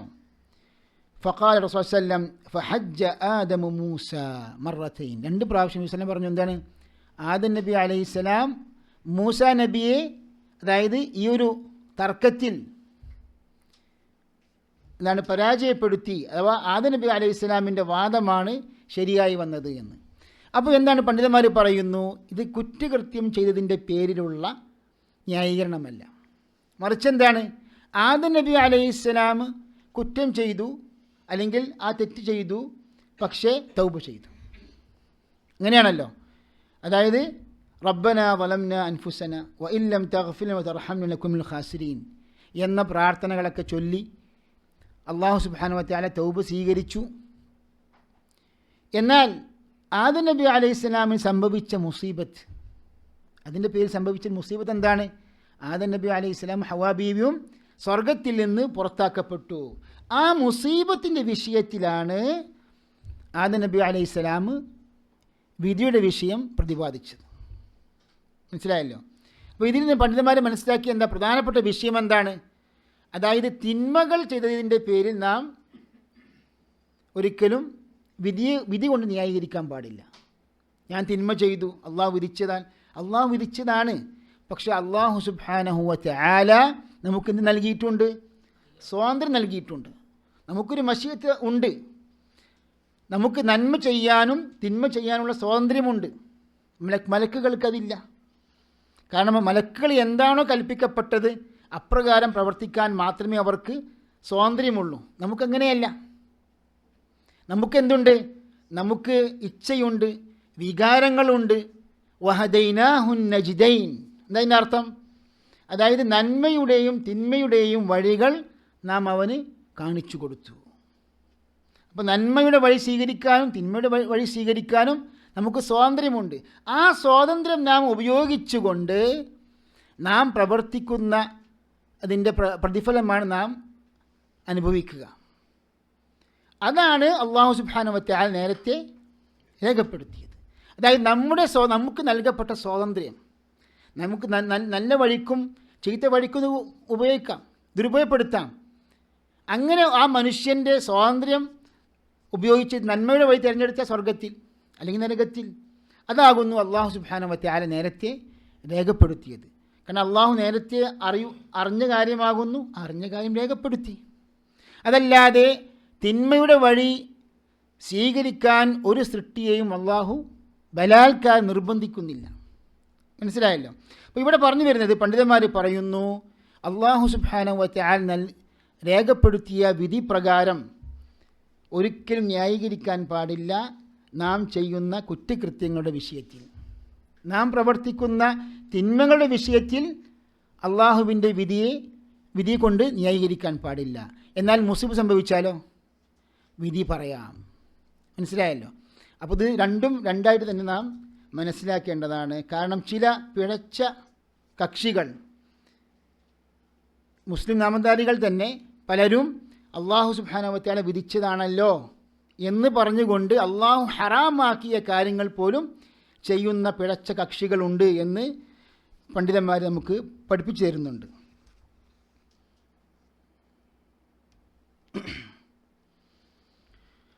ഇവിടെ ശൈഖുൽ ഇസ്ലാം ഇബ്നു തൈമിയ്യയുടെ പ്രധാനപ്പെട്ട ഒരു ഭാഗമാണ് നാം ചുരുക്കി വായിക്കുകയാണ്. വലം യകുൻ ആദമു അലൈഹിസ്സലാമു മുഹ്തജ്ജൻ അലാ ഫിഅലി മാ നുഹിയ അൻഹു ബിൽ ഖദർ ബൽ ഹുവ ഇഹ്തിജാജുൻ ബിൽ ഖദരി അലൽ മുസീബത്തി നാതിജതി മിൻ ഫിഅലിഹി.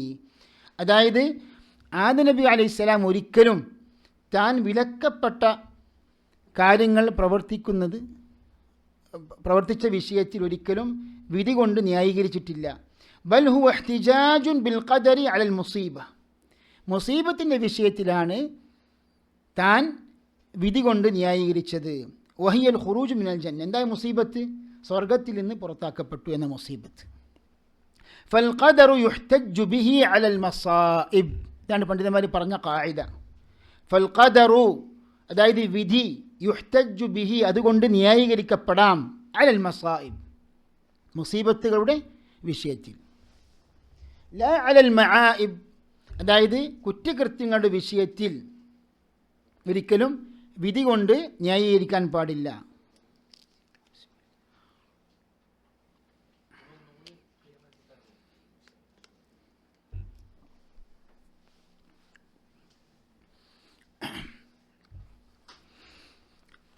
അതായത് ഏത് നിലക്കാണ് വിശദീകരിക്കേണ്ടത് പറഞ്ഞോളൂ.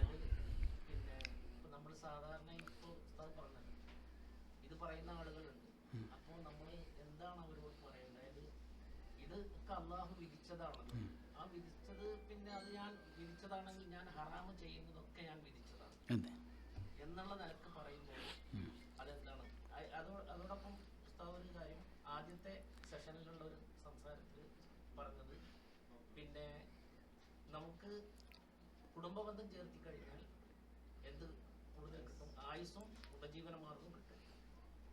അപ്പൊ അതില് ഈ നമ്മളെ ദുആ കൊണ്ട് ഒരു ഖലാഇനെ ചേഞ്ച് ആക്കാൻ പറ്റില്ലേ ഒരു സംശയം. ഇൻഷാ അല്ലാഹ്.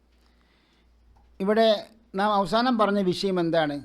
അതായത് അൽ ഇഹ്തിജാജു ബിൽ ഖദർ എന്നൊരു മസ്അലയുണ്ട്. പണ്ഡിതന്മാർ ചർച്ച ചെയ്ത മസ്അലയാണ്. ഖദർ കൊണ്ട് ന്യായീകരിക്കുക എന്നതിൻ്റെ വാക്കർത്ഥം. ഖദർ കൊണ്ട് ന്യായീകരിക്കുക എന്ന് പറയുമ്പോൾ ഒരാൾ തിന്മ പ്രവർത്തിച്ചു, മദ്യപിച്ചു, അങ്ങനെയുള്ള കുറ്റകൃത്യങ്ങളൊക്കെ ചെയ്തു. തനിക്ക് അള്ളാഹു വിധിച്ചതാണ്, നേരത്തെ വിധിച്ചതാണ്, അതുകൊണ്ട് ഞാൻ കുറ്റക്കാരനല്ല, ഞാൻ ശിക്ഷിക്കപ്പെടുകയില്ല, ഇനി ഭൗതികമായ ശിക്ഷ എനിക്ക് നടപ്പിലാക്കേണ്ട ആവശ്യമില്ല. ഇതിനൊക്കെ പണ്ഡിതന്മാർ ധാരാളം മറുപടികൾ കൊടുക്കുന്നുണ്ട്. അതിൽ പ്രധാനപ്പെട്ട ഒരു മർമ്മപ്രധാനമായ മറുപടിയാണ്, മുസീബത്തിൻ്റെ വിഷയത്തിൽ മാത്രമേ ഈ ഖദർ കൊണ്ട് ന്യായീകരിക്കാൻ പാടുള്ളൂ, മറിച്ച് താൻ പ്രവർത്തിച്ച തിന്മയുടെ വിഷയത്തിൽ വിധി കൊണ്ട് ന്യായീകരിക്കാൻ പാടില്ല. എന്താ കാരണം? താൻ അല്ലാഹു സുബ്ഹാനഹു വ തആല വിധിച്ചതാണ് അയാൾ പ്രവർത്തിച്ച തിന്മ, അതിൽ നമുക്ക് യാതൊരു സംശയവുമില്ല. പക്ഷേ അത് എങ്ങനെയാണ് അള്ളാഹു രേഖപ്പെടുത്തിയത് നാം മനസ്സിലാക്കണം. തനിക്ക് അള്ളാഹു ഈ ഭൗതിക ലോകത്ത് തിന്മ പ്രവർത്തിക്കാൻ നന്മ പ്രവർത്തിക്കാനുള്ള സ്വാതന്ത്ര്യം നൽകിയിട്ടുണ്ട്. ആ സ്വാതന്ത്ര്യത്തെ ദുരുപയോഗപ്പെടുത്തിക്കൊണ്ടാണ് ഈ മനുഷ്യൻ തിന്മയിൽ അകപ്പെട്ടത്. അപ്പോൾ നേരത്തെ അള്ളാഹു വിധിച്ചതാണ്, പക്ഷെ അള്ളാഹു ആരെയും നിർബന്ധിച്ചിട്ടില്ല. കാരണം എന്താണ്? മനുഷ്യന് നന്മയുടെ വഴിയും തിന്മയുടെ വഴിയും സ്വീകരിക്കാനുള്ള സ്വാതന്ത്ര്യമുണ്ട്. അത് പെട്ടെന്ന് മനസ്സിലാക്കുവാൻ വേണ്ടി, കാരണം മനുഷ്യരെ സംബന്ധിച്ചിടത്തോളം അവരുടെ അറിവും അവരുടെ കഴിവും ഒക്കെ ധാരാളം പല നിലക്കും പരിമിതിയുണ്ടല്ലോ. ഒരു അധ്യാപകന് കൃത്യമായും അറിയാം തൻ്റെ മുന്നിലിരിക്കുന്ന വിദ്യാർത്ഥികളുടെ കഴിവും സാമർഥ്യവും പഠിപ്പുമൊക്കെ.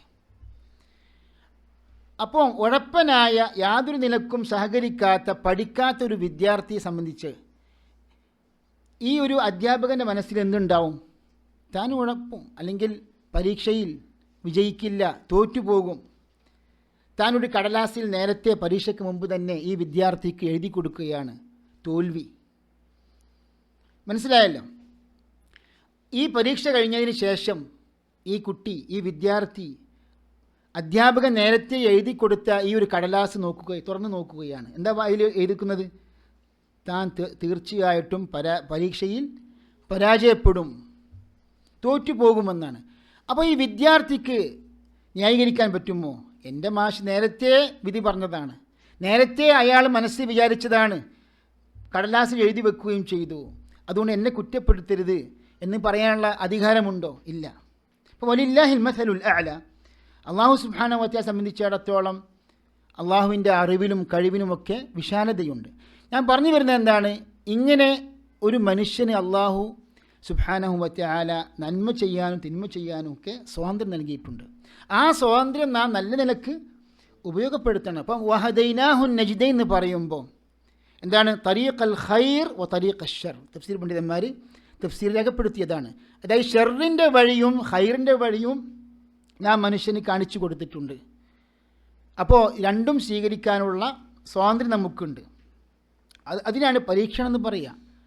അതായത് അല്ലാഹു സുബ്ഹാനഹു വ തആല ഖുർആനിൽ ഒന്നിലധികം സ്ഥലങ്ങളിൽ എന്തിനാണ് നമ്മെ അള്ളാഹു സൃഷ്ടിച്ചിട്ടുള്ളത്? ഇല്ലാ ലിയഅ്ബുദൂൻ, അതേപോലെ ലിയബ്ലുവക്കും അയ്യുക്കും അഹ്സനു അമല. അപ്പോൾ നിങ്ങൾ ഏറ്റവും നന്നായി പ്രവർത്തിക്കുന്നത് ആരാണെന്ന് അള്ളാഹു പരീക്ഷിക്കുവാൻ വേണ്ടിയാണ്. അപ്പോൾ ഈ പരീക്ഷണം എന്ന് പറയുമ്പം എന്തുണ്ട് അതിൻ്റെ മുന്നിൽ? സ്വാതന്ത്ര്യമുണ്ട്, ഇച്ഛാ സ്വാതന്ത്ര്യമുണ്ട് മനുഷ്യന്.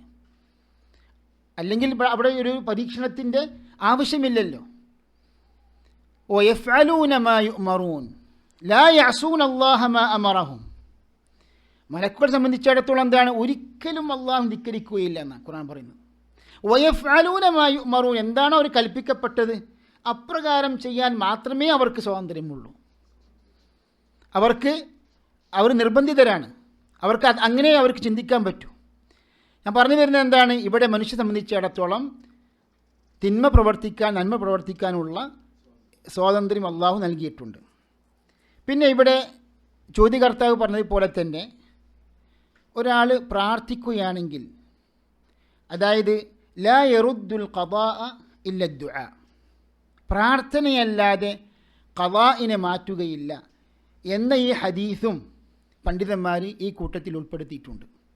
എന്താണ് അല്ലാഹു സുബ്ഹാനഹു വതആല വിധിച്ച ആ വിധി പ്രാർത്ഥന കൊണ്ട് അത് മാറ്റം സംഭവിക്കും എന്ന് പറഞ്ഞതും നാം നേരത്തെ സൂചിപ്പിച്ചതുപോലെയുള്ള താൽക്കാലികമായ വിധിയാണ്. അത് ഒന്നുകിൽ എന്താണ്? മലക്കുകൾ മുഖേന അല്ലാഹു സുബ്ഹാനഹു വതആല രേഖപ്പെടുത്തിയ വിധി, അല്ലെങ്കിൽ ഇപ്പോൾ ലൈലത്തുൽ ഖദ്റിൽ അല്ലാഹു സുബ്ഹാനഹു വതആല ചില വിധികളൊക്കെ നിർണയിക്കുന്നുണ്ട്. ഫീഹാ യുഫ്രഖു കുല്ലു അംറിൻ ഹക്കീം, ഇന്നാ അൻസൽനാഹു ഫീ ലൈലത്തിൻ മുബാറക. ശുദ്ധ ഖുർആൻ അല്ലാഹു അവതരിപ്പിച്ചത് ഒരു അനുഗ്രഹീത രാവിലാണ്. ഈ അനുഗ്രഹീത രാവ് ഏതാണ്?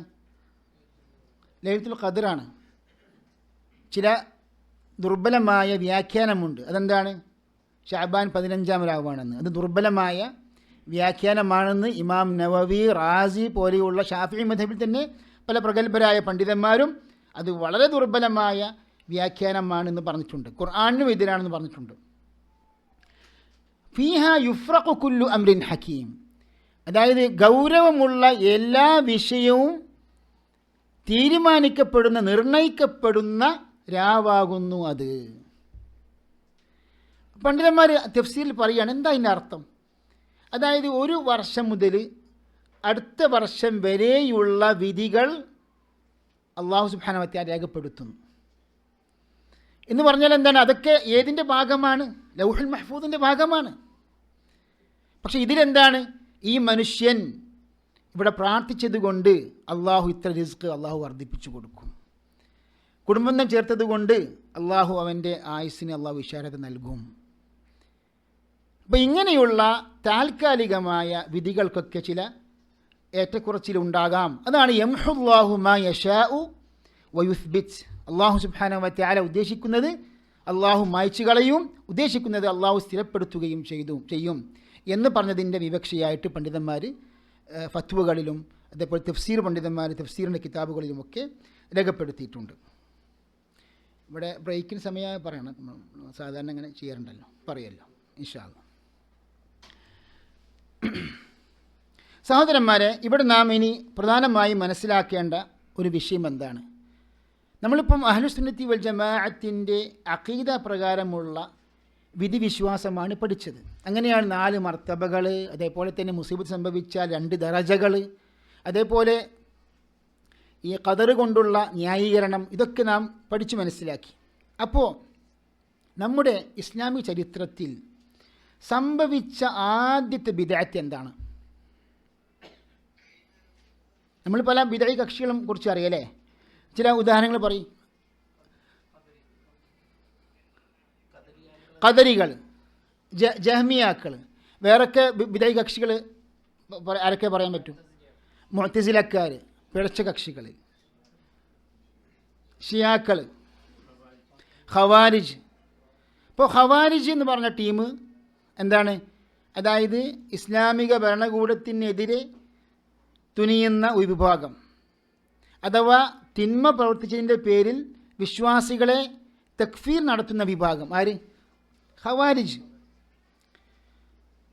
അതായത് ഒരാൾ വൻദോഷം ചെയ്തു കഴിഞ്ഞാൽ, വൻപാപം ചെയ്തു കഴിഞ്ഞാൽ അയാൾ കാഫിറാണ് എന്നാണ് അവരുടെ വിശ്വാസം. ഖവാരിജിൻ്റെ വിശ്വാസം. അതേപോലെ തന്നെ റവാഫിദ് ഷിയാക്കൾ എന്നൊക്കെ പറഞ്ഞു കഴിഞ്ഞാൽ അവരെന്താണ്? അവർ 12 ഇമാമിയങ്ങൾ, അലി ബിൻ അബി താലിബ് റളിയല്ലാഹു അൻഹുവിൻ്റെ സന്താന പരമ്പരയിൽപ്പെട്ട 12 ഇമാമിയങ്ങളാണ് മഅസൂമിയങ്ങൾ. പ്രവാചകന്മാരെ പോലെ അവർ മഅസൂമിയങ്ങളാണ്. അവരിൽ നിന്ന് മാത്രമേ ദീൻ എടുക്കാൻ പറ്റൂ. അപ്പോൾ സഹാബികളോ? സഹാബികളിൽ ബഹുഭൂരിഭാഗം മുർത്തദ്ദീങ്ങളാണ്. ഏതാനും ചില സഹാബികൾ മാത്രമാണ് വിശ്വാസികൾ, ബാക്കിയൊക്കെ പിഴച്ചവരാണ്.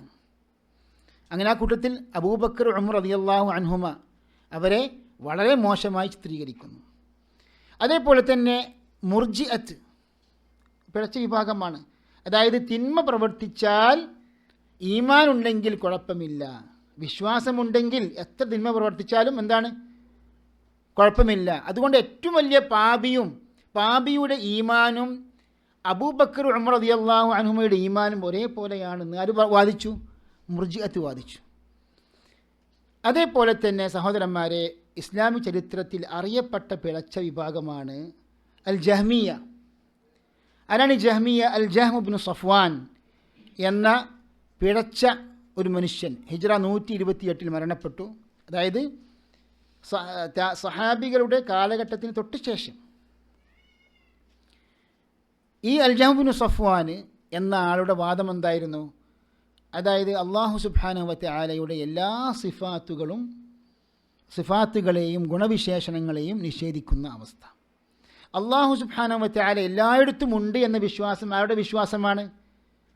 അൽ ജഹ്മു ഇബ്നു സഫ്വാൻ്റെ വിശ്വാസമാണ്. ഇന്നല്ലാഹ ഫീ കുല്ലി മക്കാൻ എന്ന വിശ്വാസം.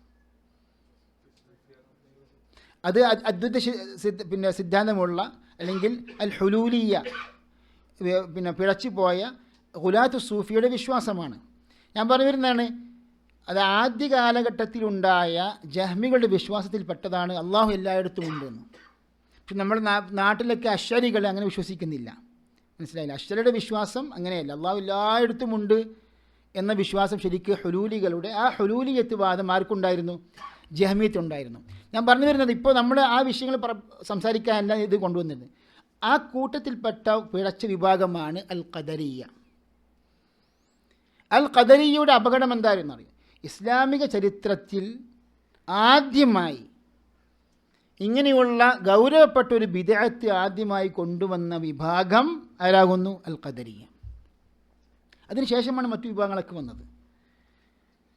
അപ്പോൾ അൽ ഖദരിയ എന്ന വിഭാഗം സഹാബികളുടെ അവസാനം വഫാത്തായ ചില സഹാബികളുണ്ട്. അബ്ദുല്ലാഹി ഇബ്നു ഉമർ പോലെയുള്ള, ജാബിർ ഇബ്നു അബ്ദില്ല പോലെയുള്ള സഹാബികളുടെ കാലഘട്ടത്തിൽ സംഭവിച്ച ബിദ്അത്താണ്. അതായത് മഅബദ് എന്ന ഒരു പിഴച്ച ആൾ, അൽ ജുഹനി എന്ന പിഴച്ച ആൾ കൊണ്ടുവന്ന ബിദ്അത്താകുന്നു ഇത്. എന്താണ് ഈ ഖദരിയ എന്ന് പറഞ്ഞാൽ? ഖദർ നിഷേധിക്കുന്ന, അല്ലാഹു സുബ്ഹാനഹു വ തആല നൽകിയ അല്ലെങ്കിൽ രേഖപ്പെടുത്തിയ ആ വിധിയെ പൂർണ്ണമായും നിഷേധിക്കുന്ന വിഭാഗമാണ് അൽ ഖദരിയ. ഇതാണ് അൽ ഖദരിയ കൊണ്ടുവന്ന ബിദ്അത്ത്. നഫ്യുൽ ഖദർ എന്ന് പറയും, വ ഇൻകാറുഹു. അപ്പോൾ ഇവിടെ സ്വാഭാവികമായി ഇവിടെ ഒരു ചോദ്യം വരും, ഏത് ഖദറാണ് അവർ നിഷേധിച്ച് കളഞ്ഞത്? ഖദർ പറയുമ്പോൾ 4 മർത്തബകളുണ്ടല്ലോ. അല്ലാഹു സുബ്ഹാനഹു വ തആല എല്ലാം അറിയുന്നവനാണ്, എല്ലാം രേഖപ്പെടുത്തി, അതേപോലെ അള്ളാഹു ഉദ്ദേശിച്ചു, എല്ലാം സൃഷ്ടിച്ചു. അള്ളാഹുവിൻ്റെ ഇൽമും അതേപോലെ അള്ളാഹുവിൻ്റെ കിതാബത്തും അവർ പൂർണ്ണമായും നിഷേധിക്കുന്നുണ്ട്. അതായത് അള്ളാഹു സുബ്ഹാനഹു വ തആല നമ്മൾ ചെയ്യുന്ന പ്രവർത്തിക്കുന്ന കാര്യങ്ങളൊന്നും നേരത്തെ അള്ളാഹു അറിയില്ല. ഇത് വലിയ കുഫ്രല്ലേ?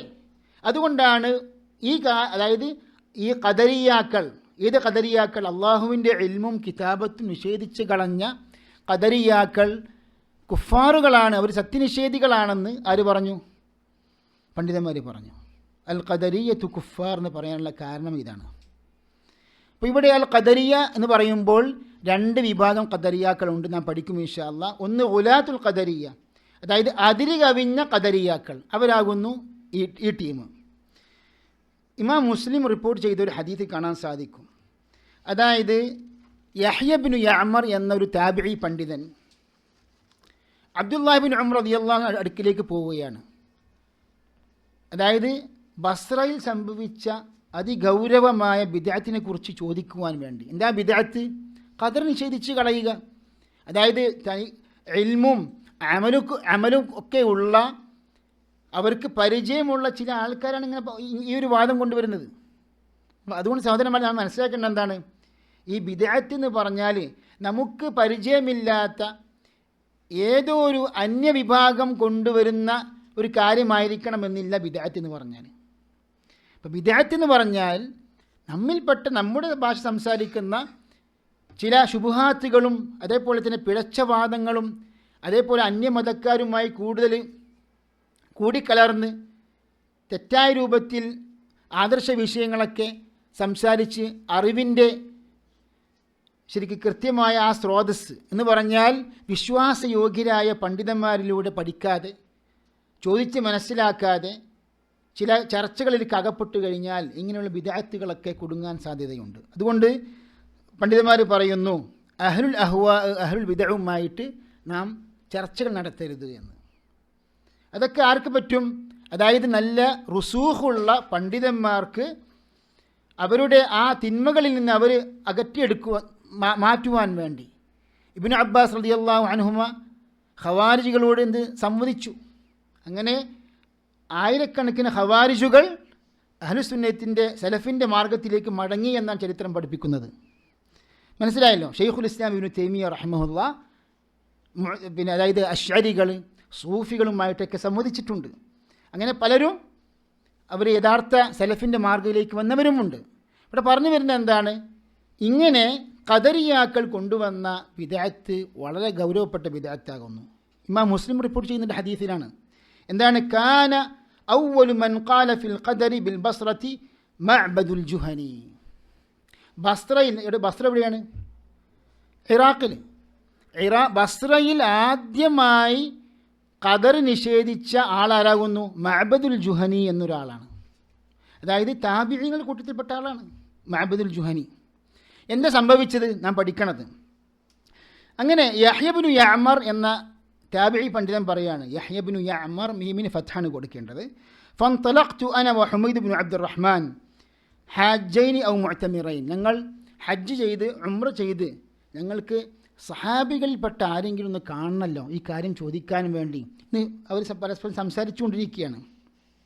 അങ്ങനെയാണ് അബ്ദുല്ലാഹി ബിൻ ഉമർ റളിയല്ലാഹു അൻഹുമ, ഉമർ ഖത്താബ് റളിയല്ലാഹു അൻഹുവിൻ്റെ മകനായ പ്രമുഖ സഹാബി വര്യനും പണ്ഡിതനുമായ ഇബ്നു ഉമറിനെ കാണുന്നത്. അങ്ങനെ ചോദിച്ചു, എന്താണ്? അബ അബ്ദുറഹ്മാൻ, കുനിയത്താണ്.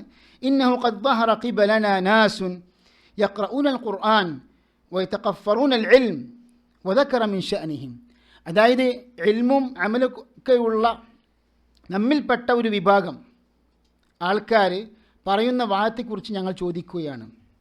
എന്താണ് ചോദിക്കുന്നത്? വഅന്നഹും യസ്ഉമൂന അല്ലാ ഖദർ വഅന്നൽ അംറ ഉനുഫ് എന്ന് പറഞ്ഞാൽ, അതായത് ഖദറില്ല, അല്ലാഹു സുബ്ഹാനഹു വ തആലയുടെ വിധി എന്ന സംഗതി ഇല്ല, അതിന് നിഷേധിക്കുന്നു അവർ. എന്നവർ പറയുന്നു കാര്യങ്ങളൊക്കെ തുടക്കം മുതലാണ് എന്ന്. ഒരു വിധിയുടെ അടിസ്ഥാനത്തിലല്ല നമ്മൾ കാര്യങ്ങളൊക്കെ ചെയ്യുന്നത്, മറിച്ച് നമ്മുടെ പ്രവർത്തനങ്ങളും കാര്യങ്ങളൊക്കെ നമ്മളിങ്ങനെ ചെയ്യുന്നു. ഓരോ പ്രവർത്തനം എന്താണ് പുതുതായി ഇങ്ങനെ നടന്നുകൊണ്ടിരിക്കുകയാണ്, അതിൻ്റെ ഒരു വിധിയുടെ ഒരു ബാക്ക്ഗ്രൗണ്ട് ഒന്നുമില്ല. അപ്പോൾ ഇബ്നു ഉമർ റളിയല്ലാഹു അൻഹു പറഞ്ഞു, ഫഇദാ ലഖീത ഉലൈക ഫഅഖ്ബിർഹും അന്നി ബരീഉം മിൻഹും. അവരെ താങ്കൾ കണ്ടുമുട്ടിക്കഴിഞ്ഞാൽ താങ്കൾ അറിയിച്ചു കൊള്ളണം, ഞാൻ സഹാബിയായ ഇബ്നു ഉമർ അവരുമായി യാതൊരു ബന്ധവുമില്ല, ബറാഅത്ത് വിമുക്തി പ്രഖ്യാപിച്ചിരിക്കുന്നു എന്ന് അറിയിച്ചു കൊള്ളുക എന്നാര് പറഞ്ഞു? ഇബ്നു ഉമർ പറഞ്ഞു. എന്നിട്ട് പ്രധാനപ്പെട്ട ഒരു വിഷയം പറയാണ്, അള്ളാഹുവാണ് സത്യം എന്ന് ഹലിഫ് ചെയ്യുകയാണ്. എന്താണ്? ലൗ അന്ന ലി അഹദിഹിം മിസ്ല ഉഹുദിൻ ദഹബ ഫഅൻഫഖഹു മാ ഖബില അല്ലാഹു മിൻഹു ഹത്താ യുഅ്മിന ബിൽ ഖദർ. ലൗ അന്ന ലി അഹദിഹിം മിസ്ല ദഹബിൻ മിസ്ല ഉഹുദിൻ ദഹബ. അതായത് അവരുടെ കയ്യിൽ ഉഹുദ് പർവ്വതം പോലെ സ്വർണമുണ്ടെങ്കിൽ തന്നെ അള്ളാഹുവിൻ്റെ മാർഗത്തിൽ അവർ ചെലവഴിച്ചാൽ അള്ളാഹു സ്വീകരിക്കുകയില്ല, അവർ വിധിയിൽ വിശ്വസിക്കാതെ. അപ്പം വിധിയിൽ വിശ്വാസമുണ്ടെങ്കിൽ മാത്രമേ അവരുടെ കർമ്മങ്ങളൊക്കെ സ്വീകരിക്കപ്പെടുകയുള്ളൂ എന്ന്. അപ്പം അവ്വലു മൻ ഖാല ബിനഫിൽ ഖദരി വഖാലഫ അസ്സവാബ് അല്ലദി അലൈഹി അഹ്ലുൽ ഹഖ്. അതായത് അഹ്ലുസുന്നത്ത് സലഫുകളൊക്കെ അംഗീകരിച്ച ഖദർ പൂർണ്ണമായും നിഷേധിച്ച് കളഞ്ഞ വിഭാഗമാരാണ് അൽ ഖദരിയ. ഇവരെ സംബന്ധിച്ചാണ് ഹുലാത്തുൽ ഖദരിയ എന്ന് പറയുക. അതുകൊണ്ട് തന്നെയാണ് പണ്ഡിതന്മാർ ചർച്ച ചെയ്തൊരു ഹദീസുണ്ട്. ചില പണ്ഡിതന്മാരൊക്കെ സഹീഹാണെന്ന് പറഞ്ഞിട്ട് ഷെയ്ഖ് അൽബാനിയൊക്കെ സഹീഹാക്കിയ ഒരു ഹദീസുണ്ട്. എന്താണ് ആ ഹദീസ്? ഇബ്നു ഉമർ റളിയല്ലാഹു അൻഹുമ ഉദ്ധരിച്ച ഹദീസ്. നബി സ്വല്ലല്ലാഹു അലൈഹി വസല്ലം അരുളി, അൽ ഖദരിയ്യതു മജൂസു ഹാദിഹിൽ ഉമ്മ ഇൻ മരിദു ഫലാ തഊദൂഹും വ ഇൻ മാതു ഫലാ തശ്ഹദൂഹും. അതായത് ഈ ഉമ്മത്തിൽപ്പെട്ട മജൂസികളാകുന്നു ഖദരിയാക്കൾ. അവർക്ക് രോഗം ബാധിച്ചാൽ അവർ സന്ദർശിക്കരുത്. അവർ മരണപ്പെട്ടു കഴിഞ്ഞാൽ ജനാസത്തിൻ്റെ കൂടെ പോകരുത്. കാരണം എന്താണ്? അവർ സത്യനിഷേധികളായ വിഭാഗത്തിൽപ്പെട്ടതാണെന്ന സൂചനയാണ്. അപ്പോൾ എന്താണ്? അല്ലാഹു സുബ്ഹാനഹു വ തആലയുടെ വിധി എന്ന ഇസ്ലാം കാര്യങ്ങളിൽ പ്രധാനപ്പെട്ട ആ ഘടകത്തെ സംബന്ധിച്ച് പൂർണ്ണമായും നിഷേധിച്ച് കളഞ്ഞ വിഭാഗം അൽ ഖദരിയ. അവരെ സംബന്ധിച്ച് ഗുലാത്തുൽ ഖദരിയ, ഖദരിയാക്കളിൽ അതിരി കവിഞ്ഞവർ എന്ന അർത്ഥവും കൂടിയും അവിടെ പണ്ഡിതന്മാർ വിളിക്കാറുണ്ട്, അത് പേര് പറയാറുണ്ട്. അപ്പോൾ എന്തുകൊണ്ടാണ് അവരെ സംബന്ധിച്ച് മജൂസികൾ എന്ന് പറഞ്ഞത്? അല്ല, മജൂസികളെ സംബന്ധിച്ചിടത്തോളം 2 ഇലാഹുണ്ട്, 2 സൃഷ്ടാവുണ്ട് എന്ന് വിശ്വസിക്കുന്നു. അല്ലെങ്കിൽ 2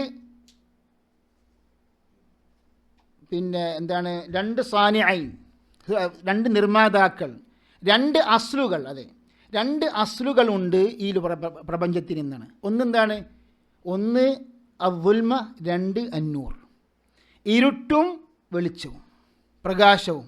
ഈ 2 ഘടകങ്ങളാണത്രേ ഈ പ്രപഞ്ചത്തെ നിയന്ത്രിക്കുന്നത്. വേറെ ഭാഷയിൽ പറയുകയാണെങ്കിൽ ഇലാഹുൽ ഖൈരി വ ഇലാഹു ഷർ, ഖൈറിൻ്റെയും ഷറിൻ്റെയും 2 ഇലാഹുകൾ. അപ്പോൾ എന്താണ്?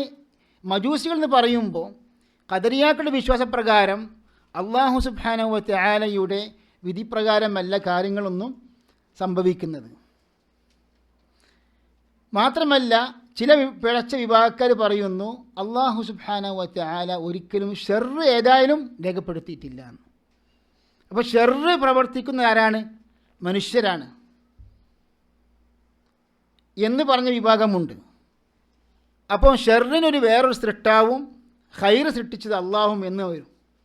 അപ്പോൾ ആ നിലയ്ക്കുള്ള ഒരു സാദൃശ്യമാണ് മജൂസി എന്നൊരു പ്രയോഗം, മജൂസ് എന്ന പ്രയോഗം വരാനുള്ള കാരണമായിട്ട് പണ്ഡിതന്മാർ ഇവിടെ ഉദ്ധരിക്കുന്നത്. ഇമാം ഖത്താബി പറയുന്നുണ്ട്, ഇന്നമാ ജഅലഹും സ്വല്ലല്ലാഹു അലൈഹി വസല്ലം മജൂസൻ ലിമുദാഹാതി മദ്ഹബിഹിം മദ്ഹബൽ മജൂസി ഫീ ഖൗലിഹിം ബിൽ അസ്ലൈൻ അന്നൂരി വദ്ദുൽമ. 2 അസ്ലുണ്ട്, പ്രകാശവും ഇരുട്ടും എന്ന വാദത്തോട് സാദൃശ്യപ്പെടുന്നത് കൊണ്ടാണ് അങ്ങനെ പറയാനുള്ള കാരണമെന്ന്. അപ്പോൾ സഹോദരന്മാർ, ഇവിടെ നാം മനസ്സിലാക്കിയ എന്താണ്?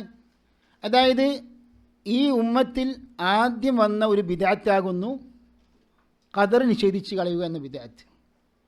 ആ വിഭാഗത്തെക്കുറിച്ച് എന്ത് പറയുന്നു? അൽ ഖദരിയ എന്ന പേര് നൽകപ്പെട്ടു. ഈ ബിദ്അത്ത് കൊണ്ടുവന്ന ആളാരാണ്? മഅബദ് അൽ ജുഹനി എന്ന ആളാണ്. ഈ ബിദ്അത്ത് വരാനുള്ള പശ്ചാത്തലം എന്താണ്? അത് നാം പഠിച്ചിരിക്കണം.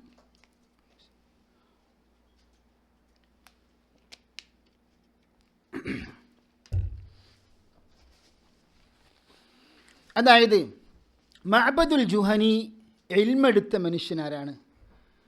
സൗസൻ എന്ന ഒരു ക്രിസ്ത്യാനിയായ, അയാൾ ക്രിസ്ത്യാനിയായിരുന്നു, പിന്നെ മുസ്ലിമായി, പിന്നെയും ക്രിസ്ത്യാനിയായി, മുർത്തദ്ദായി മാറി.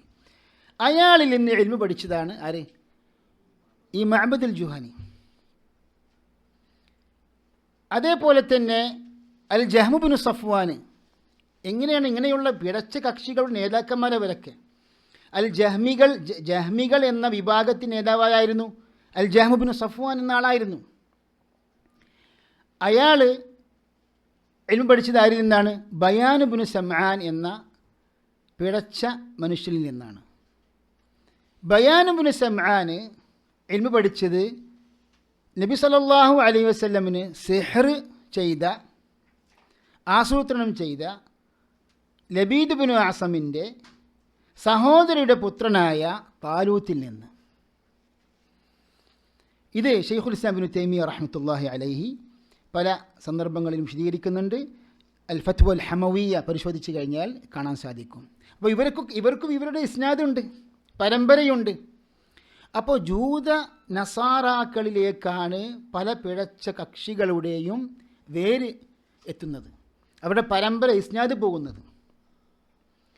ഇപ്പം നോക്കൂ, നിങ്ങൾ ജഹ്മു ബിൻ സഫ്വാനിൻ്റെ പരമ്പര അവസാനിക്കുന്ന ആരിലേക്കാണ്?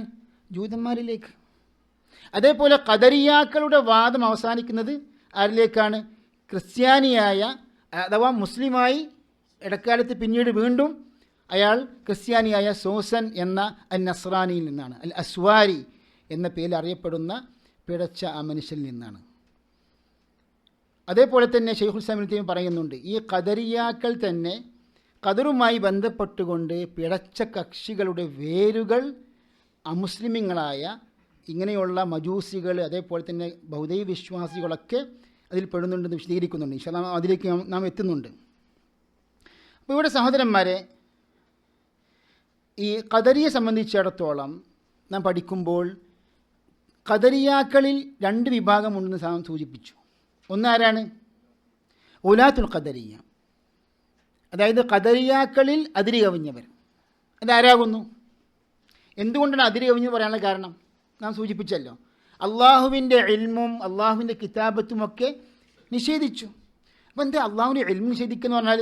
അള്ളാഹുവിൻ്റെ എല്ലാ കാര്യങ്ങളും അറിയുകയില്ല, കഴിഞ്ഞ കാര്യങ്ങളൊന്നും അറിയില്ല, അല്ലെങ്കിൽ വരാൻ പോയിരിക്കുന്ന കാര്യങ്ങൾ അറിയുകയില്ല, അള്ളാഹു ഒന്നും രേഖപ്പെടുത്തിയിട്ടില്ല എന്ന് നിഷേധിക്കുക. അതേപോലെ തന്നെ ഖദരിയാക്കൾ എന്ന പേരിൽ അറിയപ്പെടുന്ന വിഭാഗമാണ് അൽ മുഅ്തസില. ആരാകുന്നു? അൽ മുഅ്തസില.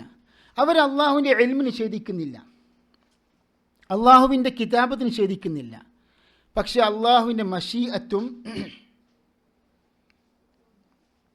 അള്ളാഹുവിൻ്റെ ഖൽഖും നിഷേധിക്കുന്നു. അതെ, എന്താണ് അള്ളാഹുവിൻ്റെ മശീഅത്തും ഖൽഖും നിഷേധിക്കുന്നതിൻ്റെ അർത്ഥം? അതും പണ്ഡിതന്മാർ വിശദീകരിക്കുന്നുണ്ട്.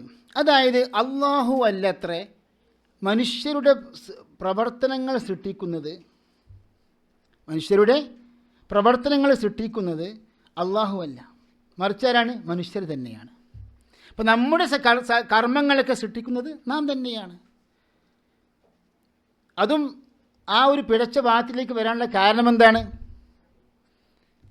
അഖ്ല്. ഖുർആനും അല്ലെങ്കിൽ ഹദീസൊന്നുമില്ല, അഖ്ലാണ്, ബുദ്ധിയാണ്. അപ്പോൾ ഇവിടെ നമ്മുടെ പല സഹോദരന്മാരും നമ്മൾ ഇങ്ങനെയുള്ള ഗൗരവപ്പെട്ട അഖീദ സംബന്ധമായ വിഷയങ്ങളൊക്കെ പഠിക്കുമ്പോൾ ഒരു ചോദ്യം ചിലരുടെ മനസ്സിലേക്ക് വരാം, ഉസ്താദ് ഇങ്ങനെയൊക്കെ പഠിക്കേണ്ട ആവശ്യമുണ്ടോ? ഖദരിയാക്കൾ, ജഹ്മികൾ, ഇതൊക്കെ ശരിക്കും മുസ്ലിമീങ്ങളെ ചിന്ന ഭിന്നമാക്കുന്ന ഒരു അവസ്ഥയിലേക്ക് നമ്മൾ എത്തിപ്പെടുകയില്ലേ? നമ്മളൊക്കെ ഐക്യപ്പെടേണ്ട ആൾക്കാരല്ലേ? തീർച്ചയായിട്ടും ഐക്യപ്പെടണം. പക്ഷെ നാം മനസ്സിലാക്കേണ്ടത്, സഹാബികളുടെ കാലഘട്ടത്തിൽ ഇത്രയും ഈമാനും തഖ്വയും അഖീദയും തൗഹീദും ഉൾക്കൊണ്ട ഉത്ബുദ്ധരായ ഒരു സമുദായം, സുബ്ഹാനല്ലാഹ്, ആ സമുദായത്തിലാണ് ഈ ഖദരിയ എന്ന വാദക്കാർ അവരുടെ ബിദ്അത്ത് ആരംഭിച്ചു കൊള്ളുന്നത്, തുടക്കം കുറിക്കുന്നത്. അപ്പോൾ ഇതിനെക്കുറിച്ച് നാം ബോധവാന്മാരായില്ലെങ്കിൽ അതിനേക്കാൾ വലിയ വലിയ ബിദ്അത്തുകളിൽ അകപ്പെടാൻ നമ്മുടെ മുസ്ലിം സമുദായത്തിൽപ്പെട്ട അനേകം ആൾക്കാർ സാധ്യതയുണ്ടെന്ന് മാത്രമല്ല, അതിന് പല ഉദാഹരണങ്ങൾ നമ്മൾ കൺമുമ്പിൽ കണ്ടുകൊണ്ടിരിക്കുകയാണ്. നമ്മൾ അൽ മുഅ്തസില എന്ന വിഭാഗത്തെ സംബന്ധിച്ച് നാം പഠിച്ചിരിക്കുന്ന പല സംഗതികളും നോക്കൂ. നിങ്ങൾ ഇവിടെ നമ്മുടെ കൂട്ടത്തിൽപ്പെട്ട അല്ലെങ്കിൽ സലഫികളാണെന്ന് സ്വയം വാദിക്കുന്ന പല ആൾക്കാരും വാദിക്കുന്ന എന്താണ്? നബി സല്ലല്ലാഹു അലൈഹി വസല്ലം സിഹർ ബാധിച്ചിട്ടില്ല, സിഹർ ബാധിച്ചു എന്ന ഹദീസ് ഖുർആനിന് എതിരാണ്. ഇനി സിഹർ ബാധിച്ചു എന്ന് പറഞ്ഞാൽ അത് ശിർക്കുമാണ്, കാരണം അത് കാര്യകാരണങ്ങൾക്ക് അതീതമായൊരു സംഗതിയാണ്. അപ്പോൾ സിഹറിനെ നിഷേധിച്ച വിഭാഗം ആരാണ് സഹോദരന്മാരെ? അൽ മുഅ്തസില. തഫ്സീർ ഗ്രന്ഥങ്ങൾ നോക്കൂ നിങ്ങൾ, ഖുർത്തുബി, ഇബ്നു കസീർ, റാസി തുടങ്ങിയ അനേകം തഫ്സീർ ഗ്രന്ഥങ്ങളിൽ പറയുന്നു, മുഅ്തസിലത്താകുന്നു സിഹറിൻ്റെ ഹഖീഖത്ത് നിഷേധിച്ചവർ. സിഹർ ബാധിക്കുകയില്ല, സിഹറിന് ഒരു യാഥാർത്ഥ്യവുമില്ല, സിഹർ തിന്മയാണ്, അത് പ്രവർത്തിച്ചാൽ കുഫ്രാണ്, അത് വേറെ വിഷയം, അതിന് നമുക്ക് തർക്കമില്ല. പക്ഷെ സിഹർ ചെയ്താൽ അത് ഫലിക്കും, അതിന് ഹഖീഖത്തുണ്ടോ എന്ന ചർച്ചയിൽ അഹ്ലുസുന്ന പണ്ഡിതന്മാർക്കിടയിൽ യഥാർത്ഥത്തിൽ തർക്കമില്ല. അതാരാ തർക്കിച്ചത്? മുഅ്തസിലക്കാർ.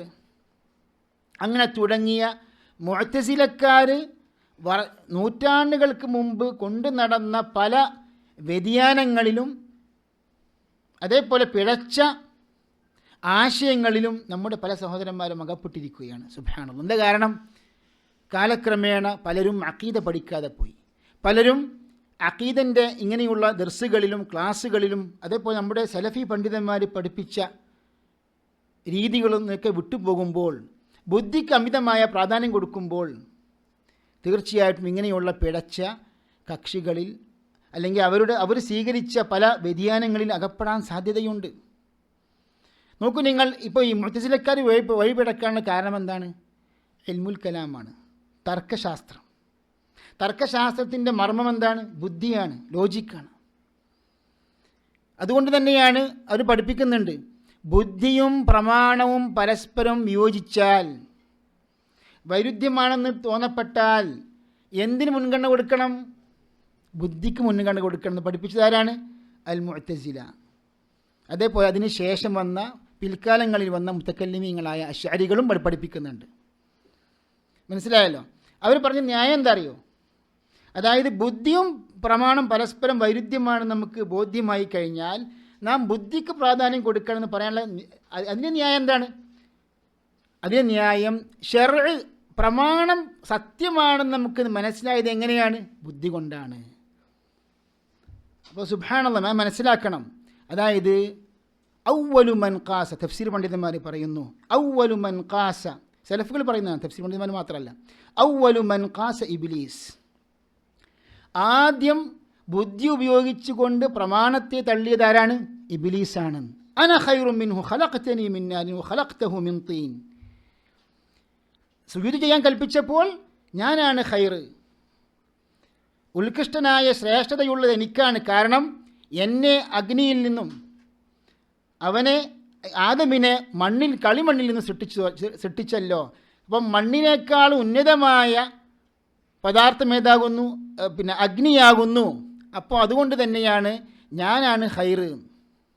അപ്പോൾ അവ്വലു മൻ ഖാസ എന്ന് പറഞ്ഞാൽ പ്രമാണത്തിന് നസ്സിന് വിരുദ്ധമായിക്കൊണ്ട് ഖിയാസിന് മുൻതൂക്കം കൊടുത്ത ആ ഒരു നിലപാട് തുടക്കം കുറിച്ചതാരാകുന്നു? ഇബ്ലീസാണ്. അപ്പോൾ സഹോദരന്മാരെ, ഇവിടെ പറഞ്ഞു വരുന്നത് ഇങ്ങനെയുള്ള പിഴച്ച വിഭാഗക്കാരെ കുറിച്ച് പഠിക്കൽ അനിവാര്യമാണ്. അതുകൊണ്ടാണ് ഹുദൈഫ റളിയല്ലാഹു അൻഹു പറഞ്ഞു, മറ്റുള്ളവരൊക്കെ ഖൈറിനെ കുറിച്ച് ചോദിക്കുമ്പോൾ ഞാൻ ഷെറിനെ കുറിച്ച് ചോദിക്കുമെന്ന്. കാരണം എന്താണ്? ആ ഷെറിലും ഫിത്നയിലും അകപ്പെടാതിരിക്കുവാൻ വേണ്ടി. അപ്പോൾ അൽ മുഅ്തസില എന്ന വിഭാഗം ഖദരിയാക്കളാകുന്നു, പക്ഷേ ഗുലാത്തല്ല, അതിരി കവിഞ്ഞവരല്ല.